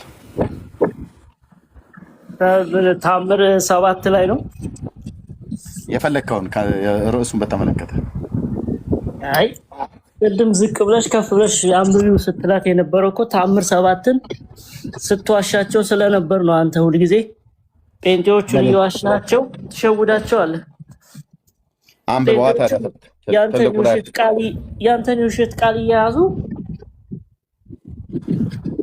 ኃጢአት እንዳይሆንባቸው ይኸው ትልቁ ላይ አድርጌያለሁ። ማጋለጥ ነው። አንተ አውጥተህ ታምር 7 ላይ የተዋሸበትን ክፍል ዝርዝር አድርገህ በዚህ ትውልድ ፊት ኤርሚያስን ማሳፈር ነው ያለብን።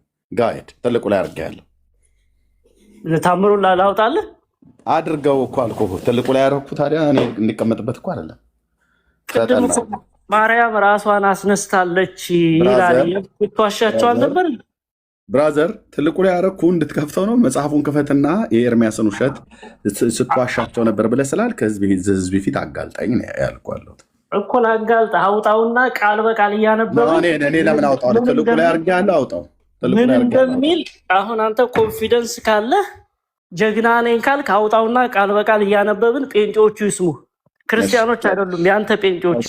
እኔ ነኝ ሚዩት ያደረግኩ። ትልቁ ላይ አድርጌዋለሁ። ልብ በሉ እዚህ ያላችሁ ሰዎች። ሚዩት ማድረግ እኮ ወንድነት አይደለም። አውጥቶ ማንበብ። ሚዩት አድርገው። ትልቁ ላይ ያደረኩትኝ መጽሐፍት እንዲገልጥ ጴንጤዎቹን ዋሽተሃል፣ የሌለን ነገር አለ ብልሃል፣ ያለን ነገር ደግሞ የለህም ብልሃል ብሎ እንደ ወንዶቹ ጠቀሰ። ቀጥሎ ማለት ያለበት ምንድነው ታዲያ ማድረግ ያለበት? መጽሐፉን ይከፍትና ታምር 7ን ማለት ነው ከፍቶ ይኸውላችሁ ወገኖቼ መጽሐፉ እንደዚህ ነው የሚለው፣ ኤርሚያስ ግን እንደዚህ ነው የዋሸው እና ይገርማችኋል፣ ያላለችውን ቤተክርስቲያን አለች ብሎ ነበር ማስጣት የነበረበት። እኔ ግን ጠምዝዤ ጨምቄ እንደማሰጣው ያውቃል። እሱ እንኳን ሊያሳጣ ቀርቶ አይደለም እንኳን እሱ አይደለም ንስሐ አባቱን ሁሉ ከላይ እስከታች ድረስ ይህን ደብተራ ዳር አስይዤዋለሁ። ስለዚህ ያደግበት ጉራ እሰጥሃለሁ። እንደዚህ አፈር ከደቼ ቀላቅዬ ታሪካችሁን አደባባይ ላይ ሳሰጣብህ እያንዳንዱ ዳር ነው የያዘው። አንተ አሁን ገባህና ምን አልክ? እንደ ወንዶቹ ማለት ነው። እንደ ወንዶቹ ጴንጤውን እየዋሻው መጽሐፉ ላይ እየዋሸ ስትዋሽ ነበረ። እናስ ትልቁ ላይ ላርጋ ታዲያ የኤርሚያስን ውሸት አጋልጠው አልኩህ። ትልቁ ላይ አርኩህ። መክፈት ነበረብህ። አየህ፣ ግን የምትከፍተው መጽሐፍ የለም። የምትከፍተው አፍ እንጂ ያለህ የምትከፍተው መጽሐፍ የለም። ስለዚህ መጥተህ እኔ ጋ ዝም ብሎ አድሞት ባይ ተጋዳይ የድል አጥባይ አርበኛ ይመስል የስድብ አፍማ ለሰይጣን ስለሆነ የተሰጠው ብራዘር በቃ የተከፈተ አፍ እንጂ የምትከፍተው መጽሐፍ እንጂ የምትከፍተው አፍ ነው የምትከፍተው አፍ እንጂ የምትከፍተው መጽሐፍ የለም። ስለዚህ መጽሐፉን ሳታቅ ኤርሚያስ መጽሐፉ ላይ ዋሽቷል አልከኝ፣ ችግር የለውም። ያንተ እኮ ውሸታም እኮ ብለህ ስትለኝ እኮ ቅቤ እየቀባኝ አይደለም፣ ግን መብትህ ነው፣ ትችላለህ። አንተ ዘንድ ግን የምትከፍተው አፍ እንጂ የምትከፍተው መጽሐፍ የለም። ይኸው እዚህ ትውልድ ፊት ቁጭ ብለህ እኮ ከኋላ 1000 ሰው እየሰማ እዚህ 356 ሰው 1356 ሰው እየሰማህ የምትከፍተው መጽሐፍ የለም። አፍን ከፍተህ ግን የምትከሰው ኤርሚያስ አለ። ክስህን ግን በመረጃ አቅርበህ በዚህ ትውልድ ፊት ይኸው ቁጥር ላይ እንደዚህኛው ይሄው ኤርሚያስ የልትግል ነው እንዴ ቅድም ከፈለክ ደግሞ ያልከው ብለህ ብትለኝ እንደዛ ነበር ማፋጠጥ የነበረብን። ስለዚህ በቃ ያው ልናገር ትችላለህ እንዴ እኔ እንዳትናገር አይደለም ያስገባው ትችላለህ። ስለዚህ መረጃ የለህም ማለት ነው። ቴንክ ዩ። ቅድም አልዓዛርን ማን አስነሳ እያልክ ትጠይቃታለህ። ክርስቶስ ትላለች። ይህን ካለች በኋላ ታምር ያደረገው ማን ነው ስትላት ክርስቶስ አለች። አንተ ታምር 7ን ጠቀስክና ማርያምን ማን አስነሳ ስትላት ክርስቶስ ስትልህ አይደለም ራሷን አስነሳች ነው የሚለው ብለህ ታምር 7ን አመጣ። ታምር 7ን አምጥተህ ሲታይ ደግሞ ማርያም ራሷን አስነሳች የሚል የለም። ይህን ያንተ ውሸት። ውሸታም ያልኩህ እኮ ውሸት ስታወራ ሰምቼ ነው። ኦኬ ቴንክ ዩ። ነፍሳቸውን በአጸደ ገነት ያኑርልን። የሞቱ ሰዎች ካሉ ማለት ነው ነፍስ ይማር ብለናል። አንተ ግን ልታሳየው የምትችለው ነገር የለም። የምትከፍተው መጽሐፍ የለም። የምትከፍተው ግን አፍ አለ ለስድብ ማለት ነው። እኔ ው ቤቴ ላይ ታችም ስጽፍ ስላየው እስኪ እንደው የምታሳየው ነገር ካለ ብዬ በሚል 1350 ሰው ባለበት ይኸው እየተሰማ ማለት ነው። አንድ ሰው ከበስተኋላ ጀርባ ላይ ተደብቆ ይሰማል እና እንደዚሁ ጉሁሊያን ማለት ነው ተሰብስቦ ይሰማል። ግን የከፈትከው አፍ እንጂ የከፈትከው መጽሐፍ የለም። ወንድ ከሆንክ ዝም ብሎ መጎራት ሳይሆን ቃል በቃል በቃ ብራዘር እንዴ ሽንት መሽኘና ብራዘርዬ ወይት ሽንት መሽኘን መቼ ማውጥቼ አላሳይህም ወንድ ከሆንክ ብሎ የሚል የፆታ ጥያቄ ደግሞ አትምጣ ወዳጄ። የፆታ ጥያቄ ላይ በፍጹም ልትሆን አይገባም። ወንድ ከሆንክ ትላለህ እንዴ? ትጠራጠራለህ ወንድነቴን? መቼም ዳዊት እንዴ ምን ማለት ነው ብዬ ሽንት መሽኘን አውጥቼ አላሳይህም ላይቭ ላይ። ጀግና ከሆንክ ለማለት ሚዩት አድርግ በቃ የለም። ስለዚህ ኦርቶዶክሳውያን የምትከፍቱት አፍ እንጂ የምትከፍቱት መጽሐፍ የላችሁም። ገድሉም ላይ እንደዚህ እኮ ነው የምትጨማለቅበት። ላይ ነገርኩህ። የምትከፍቱት አፍ እንጂ የምትከፍቱት መጽሐፍ የለም። መጽሐፍ ቅዱስን መታችሁ እኛ ነው ክፈቱልን የምትሉት፣ መጽሐፍቶቻችሁን ክፈቱልን የምትሉት እናንተ ናችሁ። የዋሸህበትን ተአምር አውጣና እንነጋገር እኮ ነው ያልኩት። ወዳጄ ለምን አንተ ገልጠህ አታነበውም? እኔም አንብቤዋለሁ እኮ ግለጥና ለህዝቡ አሳየዋ። ትልቁ ላይ እኮ አድርጌያለሁ። እድሉን ተጠቀምበት። እኔ እኮ አይደለሁም አውጥቼ ማርያም ራሷን አስነስታለች የሚላል ያልኩት። እድሉን ተጠቀምበት። ይኸው መጽሐፉን ገልጠህ አፍን ከምትከፍት የምትከፍተው መጽሐፍ ከፍተህ ለህዝቡ አሳይ። እስካሁን ከገባ ጊዜ ጀምሮ አፍን ነው የምትከፍተው እንጂ የከፈትከው መጽሐፍ የለም። ስትዋሻቸው እኮ ተይዘህ እኮ ነው አንተ ተያዝክ እኮ። ስንት ጊዜ ተያዝክ ዳግዬ? ህሌና ራሱ አለህ እንደው እውነት። በቃ ወደ ማለት የሚከፈት አፍ እንጂ የሚከፈት መጽሐፍ ኦርቶዶክሳውያን የላቸውም። መጥተው እኛ ጋር ነው ክፈቱልን የሚሉት። ከዛ ደግሞ ከፍተን ስናሳያቸው እንትን ኦርቶዶክስ ካቶሊካውያን አስገቡብን፣ ጴንጤዎች አስገቡብን ነው የሚሉት። እንዴ ታዲያ ስንቱ ነገር ነው የማይገባባችሁ እናንተ። ሚዩት አድርግ እድል ሰጥቼ ትልቁ ላይ አድርጌ ጴንጤው በቃ ኤርሚያስ በቃ ጉዱን ሊያሰጣው ነው ብዬ ስጠብቅ እስካሁን ድረስ የምትከፍተው መጽሐፍ የለም። የምትከፍተው አፍ ግን አለ። ዚስ ኢዝ ኦርቶዶክስ ዴቫ። ስለዚህ አንተ ልታሳየው የማትችለው በቃል አታውቀው፣ መጽሐፉ የለህ። በቃ አንተ ተዋሻለህ። ዝም ብለህ እየዋሻቸው እነሱ ይሰሙሃል። ይኸው ውሸቱን ማጋለጥ ነበር እዚህ። ይኸው እኔ እኮ ትልቁ ላይ አድርጎ እኮ ዝም ጭጭልል ነው። ትልቁ ላይ አድርገህ መረጃው ማሳየት ነበረብህ። እሺ መጀመሪያ አስቀምጥ። እሺ ሀሳብህን ማርያም ራሷን አስነስታለች ነው ብለህ ነው ከዳጊ ጋር አውሩ። በቃ እስካሁን ድረስ አንተ ዳጊ አልዋሽም። አንተ ነው የዋሸው። የለም እሺ፣ ውሸት ያወራኸው አንተ ነህ። እሺ በቃ ዳጊ አይዋሽም። ከዳጊ ጋር አውሩ፣ እውነት ከሚናገረው ጋር። እኔ ነው አንተ ነህ እኮ ስትዋሽ የምትውለው። ጳጳሱ ይምጣልኝ እንትኑ ይምጣልኝ እያልክ ምንም እኮ ታዲያ የማችለውን አቅም የሌለህ የለም እኮ ታዲያ አንዳችሁም የላችሁም። በጉራ መሰለ እንደ ወንጌል የሚሰበከው በእውቀት ነው፣ በማስተዋል ነው፣ በጥበብ ነው። ዝም ብለህ ያደግክበትን ጎራው እያልክ አይደለም ወንጌል የምሰብከው። አንዳችሁም ምንም ነገር የላችሁም። ያው ሁላችሁም እንቦጭ ነገር ነው የሆናችሁ። ውሸት። አንተ ራሱ እኮ ህሌናህ እኮ ያምን ያውቃል እኮ ህሌናህ ያውቃል። ማርያም ራሷን አስነሳች የሚል እንደሌለ ታውቃለህ። የጠጅ ቤት ንግግር እናድርገው እንዴ? መረጃ ከሌለ በቃ ፍታ። ወእታችሁ ረድና ታፕ ኮፒ ሊንክ ሼር አድርግ። መጽሐፉ ማርያም ራሷን አስነስታለች ይላል አይልም? ይላል። ራሷን አስነሳች ይላል። አዎ ያደረገችው ተአምር ይሄ ነው ብሎ የሚለው ተአምር ይህ ነው ይላል እንጂ ራሷን አስነሳች። ታዲያ ያን ተአምር ከሙታን መነሳቷ ተአምር ሆኖ ያደረገችው ከህሌናህ ጋር አጣልቼ ነው ወደ ብራዘር ያደረገችው ተአምር ይህ ነው ብሎ ማለት ብራዘር ያደረገችው ተአምር ይህ ነው። አትጩህ። እኔ ስናገር አይደለም ሞራል የሚነሳው። እስካሁን ተናገር ብዬ ስልህ አልተናገርክም። እኔ ስናገር ግን አትነሳ። ያልከውን የጠየቀኝ ጥያቄ ልንገርህ። ያደረገችው ተአምር ይህ ነው ይላል። ያ ተአምር ተደረገ የተባለው ምንድነው? በዛ ውስጥ ማርያም ከሙታን መነሳቷ ነው። የማርያም ከሙታን መነሳት ተአምሩ የተደረገው በማን ነው? በማርያም ነው። እኔ አይደለሁም ያልኩት። ተአምረ ማርያም መቅደም ማነው? መቅደም አልኩ። ተአምረ ማርያም ተአምር 7 የመጀመሪያው ቁጥር ማለት ነው። እሷ ያደረገችው ተአምር ቁጥር 26 ላይ ተገልጿል። ልጨርስ በመድኃኒዓለም ልጨርስ። የሚከፈት መጽሐፍ ሳይኖር የሚከፈት አፍ ብቻ ስለያዝክ ዝም ብለህ ከፍተህ መናገር የለብህም። አንደበተም ማለት ነው። ከፍተህ አሳይ። እኔ እኮ አንደበቴን ብቻ አይደለም ከፍተው መጽሐፍቶቻችሁን ጥርስ ከምላስ እያወጣው አንድ መዓት ትላትል የገማ የሸተተ ተረታችሁን አደባባይ ላይ ነው ማሰጠው። የገማ የሸተተ ማለት ነው። ስናነብ የሚያስብል እኔ የሚከፈት አፍ ብቻ አይደለም ያለኝ፣ የሚከፈት መጽሐፍ አለ። የመረጃችሁ የቱጋ ስህተት እንዳለ፣ የቱጋ እንደዚህ ሰርጓጉጡ፣ የቱጋ አሽክላው፣ የቱጋ አረሙ፣ የቱጋ እንክርዳዱ እንዳለ እንደዚህ እያሳየው ማለት ነው። አንተ ግን ከፍተህ እስካሁን ድረስ የምትከፍተው አፍህን ነው። የምትከፍተው መጽሐፍ የለም። መተህ መጽሐፉንም አፉንም ከሚከፍት ሰው ጋር አንተ አፍህን ብቻ በመክፈት የምታሳየው መጽሐፍ በሌለበት ሐሰትን የተናገርከው ማነው? ኤርሚያስ የወልንትን ብለህ ቡና አውጣውና ይታይስ። ያንተ አይምሮ ምን ልታደርገን ትልቁ ላይ ወጣሁ? አንተ ገዝት እኮ የላከው ገብተህ ነው አይደል? ስለዚህ ከእኔ ፊትማ መጽሐፉን አታወጣውም እኮ የለም። ስለዚህ ጀግንነት የሚታየው እዚህ ላይ አታወጣውም። መጽሐፉን አታወጣውም አልኩ። ኮንፊደንስ የለም ወዳጄ። ነፍስ ይማር ብለናል። ውሸት ይጋለጣል። ነፍሳቸውን በአጸደ ሲኦል ያቆይልን።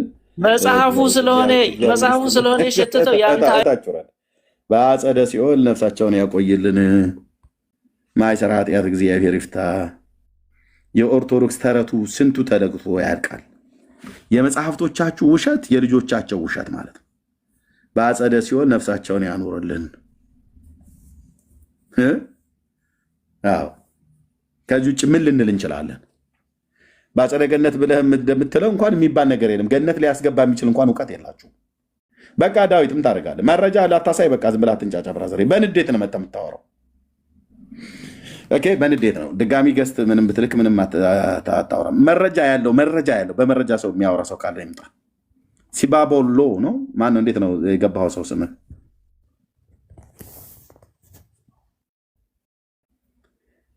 እየጠራሁ ነው። እሺ፣ መድኃኒትህን ልሰጠህ ነው። ኦኬ፣ ቆንጅዬ መድኃኒት አለኝ። ያው ተሰጠህ ማለት ነው። ስጠራ ሚት አድርገህ ትቀመጣለህ እንዴ? ኦኬ፣ መጽሐፍ ከፍታችሁ ልታሳዩ የሚችሉ ሰዎች ማለት ነው። መጽሐፍ ከፍታችሁ ልታሳዩ የሚችሉ ሰዎች። አዎ ማርያም ራሷን ያስነሳችሁ መጽሐፉ እንደሚናገረው። ይህ ከሙታን የመነሳቷ ተአምር የተደረገው በራሷ በማርያም ነው ይላል።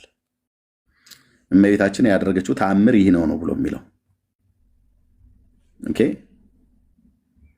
አለቀ። ከተረታችሁ ጋራ ተጣልታችሁ ከኛ ጋር ተጣልታችሁ አትችሉትም። ከሁለት አንዱ ምረጡ። ይበቃል። ዳዊት በቃ ምን ታደርጋለህ ብራዘር? ከፊቴ አታወጣውም እኮ ከኔ ፊትማ በቃ እታች ቁማ አታወራውም። አየን። በቃ ቴንኪው። እታች ውረድ፣ መጽሐፍህን ክፈት። እስካሁን አፍ ስትከፍት ብቻ ነው የምናየው። መጽሐፍ ክፈት። ትልቁ ላይ ያደረጉን መጽሐፍ እንድትከፍት ነው። ቴንኪው። ናቲ እንኳን ደህና መጣ።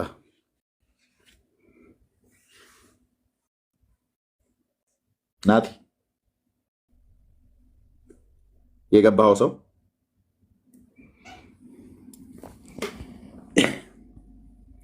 እሺ፣ እኔ ቀጣለሁኝ። እንግዲህ ልቀጣህ ነው አንተንም ማለት ነው። ቴንኪው።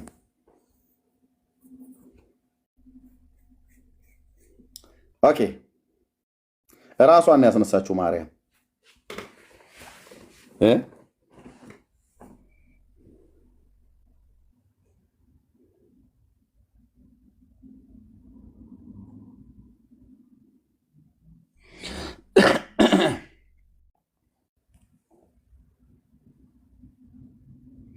ሌላ የተሻለ ሰው ካለ መጽሐፍትም ገልጦ መረጃ ይዞ ሊናገር የሚችል ሰው ካለ መምጣት ይችላል።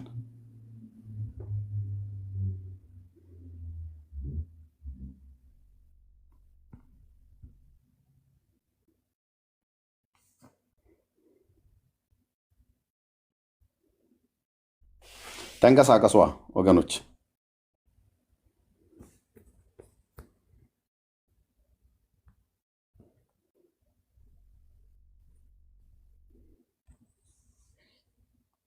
ዱብ ደብ በሉ። ባዶ እጃቸውን አይታችሁ ከሆነ በአጠቃላይ መጽሐፍ ቅዱስ እጃቸው ላይ የለ፣ የራሳቸው መጽሐፍት እጃቸው ላይ የለ። ከገድልም ከድርሳንም የሉም፣ ከመጽሐፍ ቅዱስም የሉም። እኛን ነው መጥተው እንደ ሴት ወይዘሮ ቁጭ ብለው አውጡልን ብለው የሚሉት። አውጡልን፣ እንዲያርጉልን። ማን ፕሮፌት የምትባለው ሰውዬ ደግመህ እንዳትልክ። እሺ ወገኔ፣ ወዳጄ ደግመህ እንዳትልክ። ያውን ፕሮፌት ብሎ የሚል ስም ማለት ነው። ኦኬ፣ ደግመህ እንዳትልክ። ፕሮፌት ነኝ ብለህ ያልከው ሰውዬ ማለት ነው። እዛው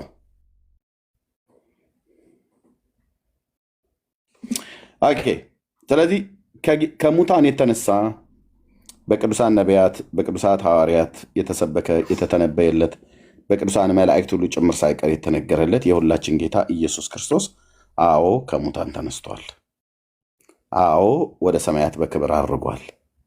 አዎ ተመልሶ በዳግም ምጽአት ይመጣል።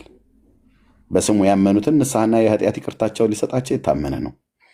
ስለ እሱ ከሙታን መነሳት የዓይን ምስክሮች እያዩ ደቀ መዛሙርት ተናግረዋል። በቅዱሳን መላእክት ተሰብኳል። የጌታ ከሙታን መነሳት ሪል ነው ወንድሞች፣ ሪል ነው። ከ500 ለሚበዙት ተገልጧል፣ ታይቷል። ልብ በሉ። በኢየሩሳሌም የተደረገ የተከናወነ ነው። ኦኬ። የማርያም ግን ከሙታን መነሳት ኢቭን የማርያምን ብቻ አይደለም፣ የአልዓዛር ከሙታን መነሳት የታየ ነው። በዮሐንስ ወንጌል መጽሐፍ ምዕራፍ 12 ላይ ስናነበው የአልዓዛርን ከሙታን መነሳት ያዩ ወሬውን የሰሙ ሰዎች ከእስራኤል ደቡብ፣ ሰሜን፣ ምስራቅ፣ ምዕራብ ከየቦታው መጥተዋል እና መሞቱን አረጋግጠው መልሰው እንደገና ደግሞ ሊገሉት ነበር ይላል።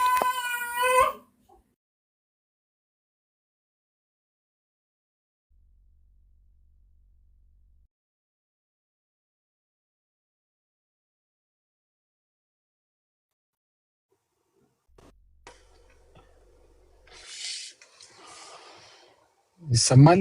ድምፅ ይሰማል? ኤርሚ አይ ቲንክ ልጆች ድምፅ ሲሰማ ሰማሁ መሰለኝ። ከሱ ጀርባ ልጆች ጋር ያለው መሰለኝ። ድምፅ የሚሰማ ከሆነ ይሰማል በለው እስኪ። 1 ቁጥር፣ 2 ቁጥር፣ 3 ቁጥር።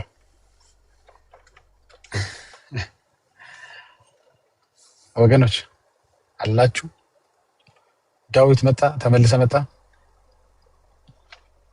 ኦኬ፣ አይደ ይሰማል ድምፅ። እሺ፣ ሰላም ዳዊት፣ እንዴት ነህ? ዳዊት እየተመላለሰ እየጠየቀን ነው። እኔ ጋር ብቻ ነው ጨልመሃል ዳዊት? ፕሮፋይልህም ጨልሟል፣ ፕሮፋይልህም ጨልሟል። የህይወትን ጉዳይ እናወራለን። ኦኬ፣ አትሰማም ዳዊት? ሚዩት ላድርግህና ወይ እንደገና ሚዩት ላድርግህ። ምንድን ነው ስታክ አድርጎ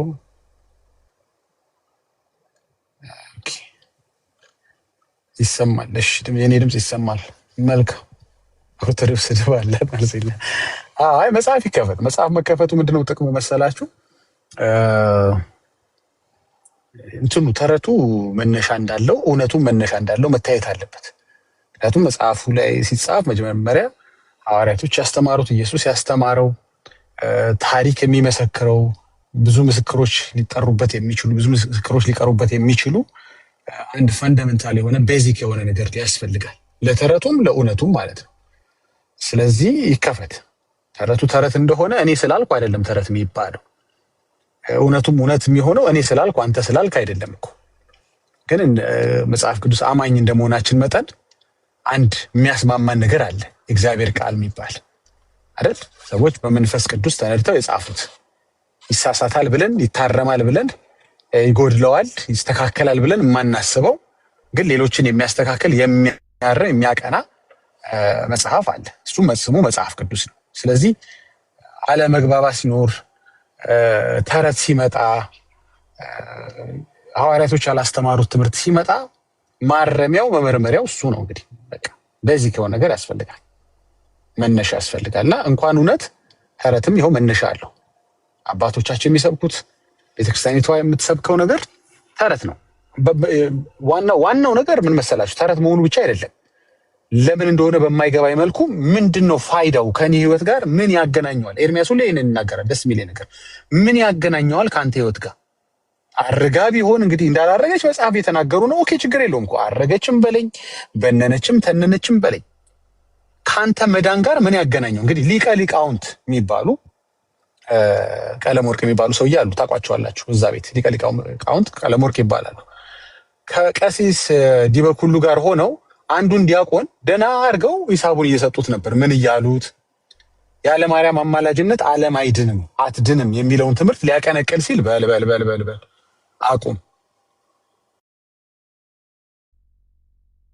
አቁም ይሄን ትምህርት።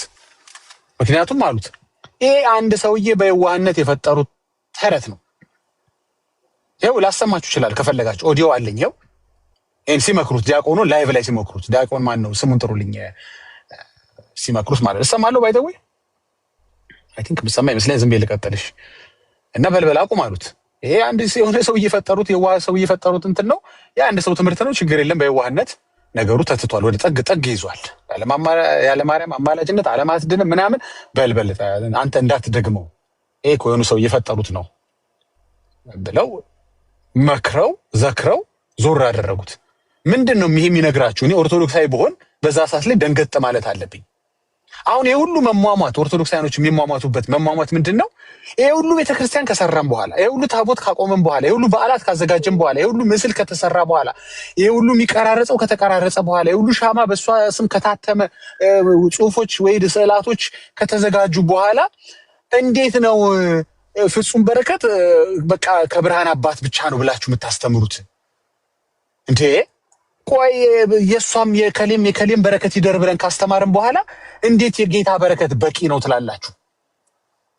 ይሄ እኮ በጣም ለዘመናት የተከልነውን ያሰረጽነውን ነገር በፍልሰታ ሰበብ ያምታታነውን ነገር እኮ አፈር የሚያበላ ነገር ነው። ሰው እኮ በረከት ፍለጋ ነው፣ ድነት ፍለጋ እኮ ነው ማርያም የሚለው።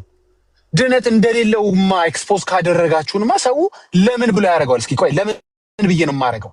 አሁን ፍልሰታን አስመልክቶ አረገች አላረገች፣ ሄደች ተነሳች፣ ስጋዋ ወጣ ወረደ ምናምን ምን ያገናኘው? ለካንተ ግን ሆኖ እንኳን ቢሆን እና ንገረን እስኪ መጨረሻውን። ሶዋት ምን ካንተ ድነት ጋር የሚያገናኘው ነገር አለ? የለም። ካንተ ድነት ጋር የሚያገናኘው የኢየሱስ ክርስቶስ ትንሣኤ ብቻ ነው። እሱን ለመሸፈን የተሰሩ ትምህርቶች አሉ። ምክንያቱም የአንተ ፕራይድ፣ እኔ እንደ ክርስቲያን ፕራይዴ ሞትን ድል አድርጎ መነሳቱ ነው። አይ ደግሞ አልሞተም። እሱ የተነሱ እኮ አሉ። እሱ ያስነሳቸው አራቶች ያስነሷቸው ሰዎች አሉ እኮ በዚህ ዘመንም ጌታ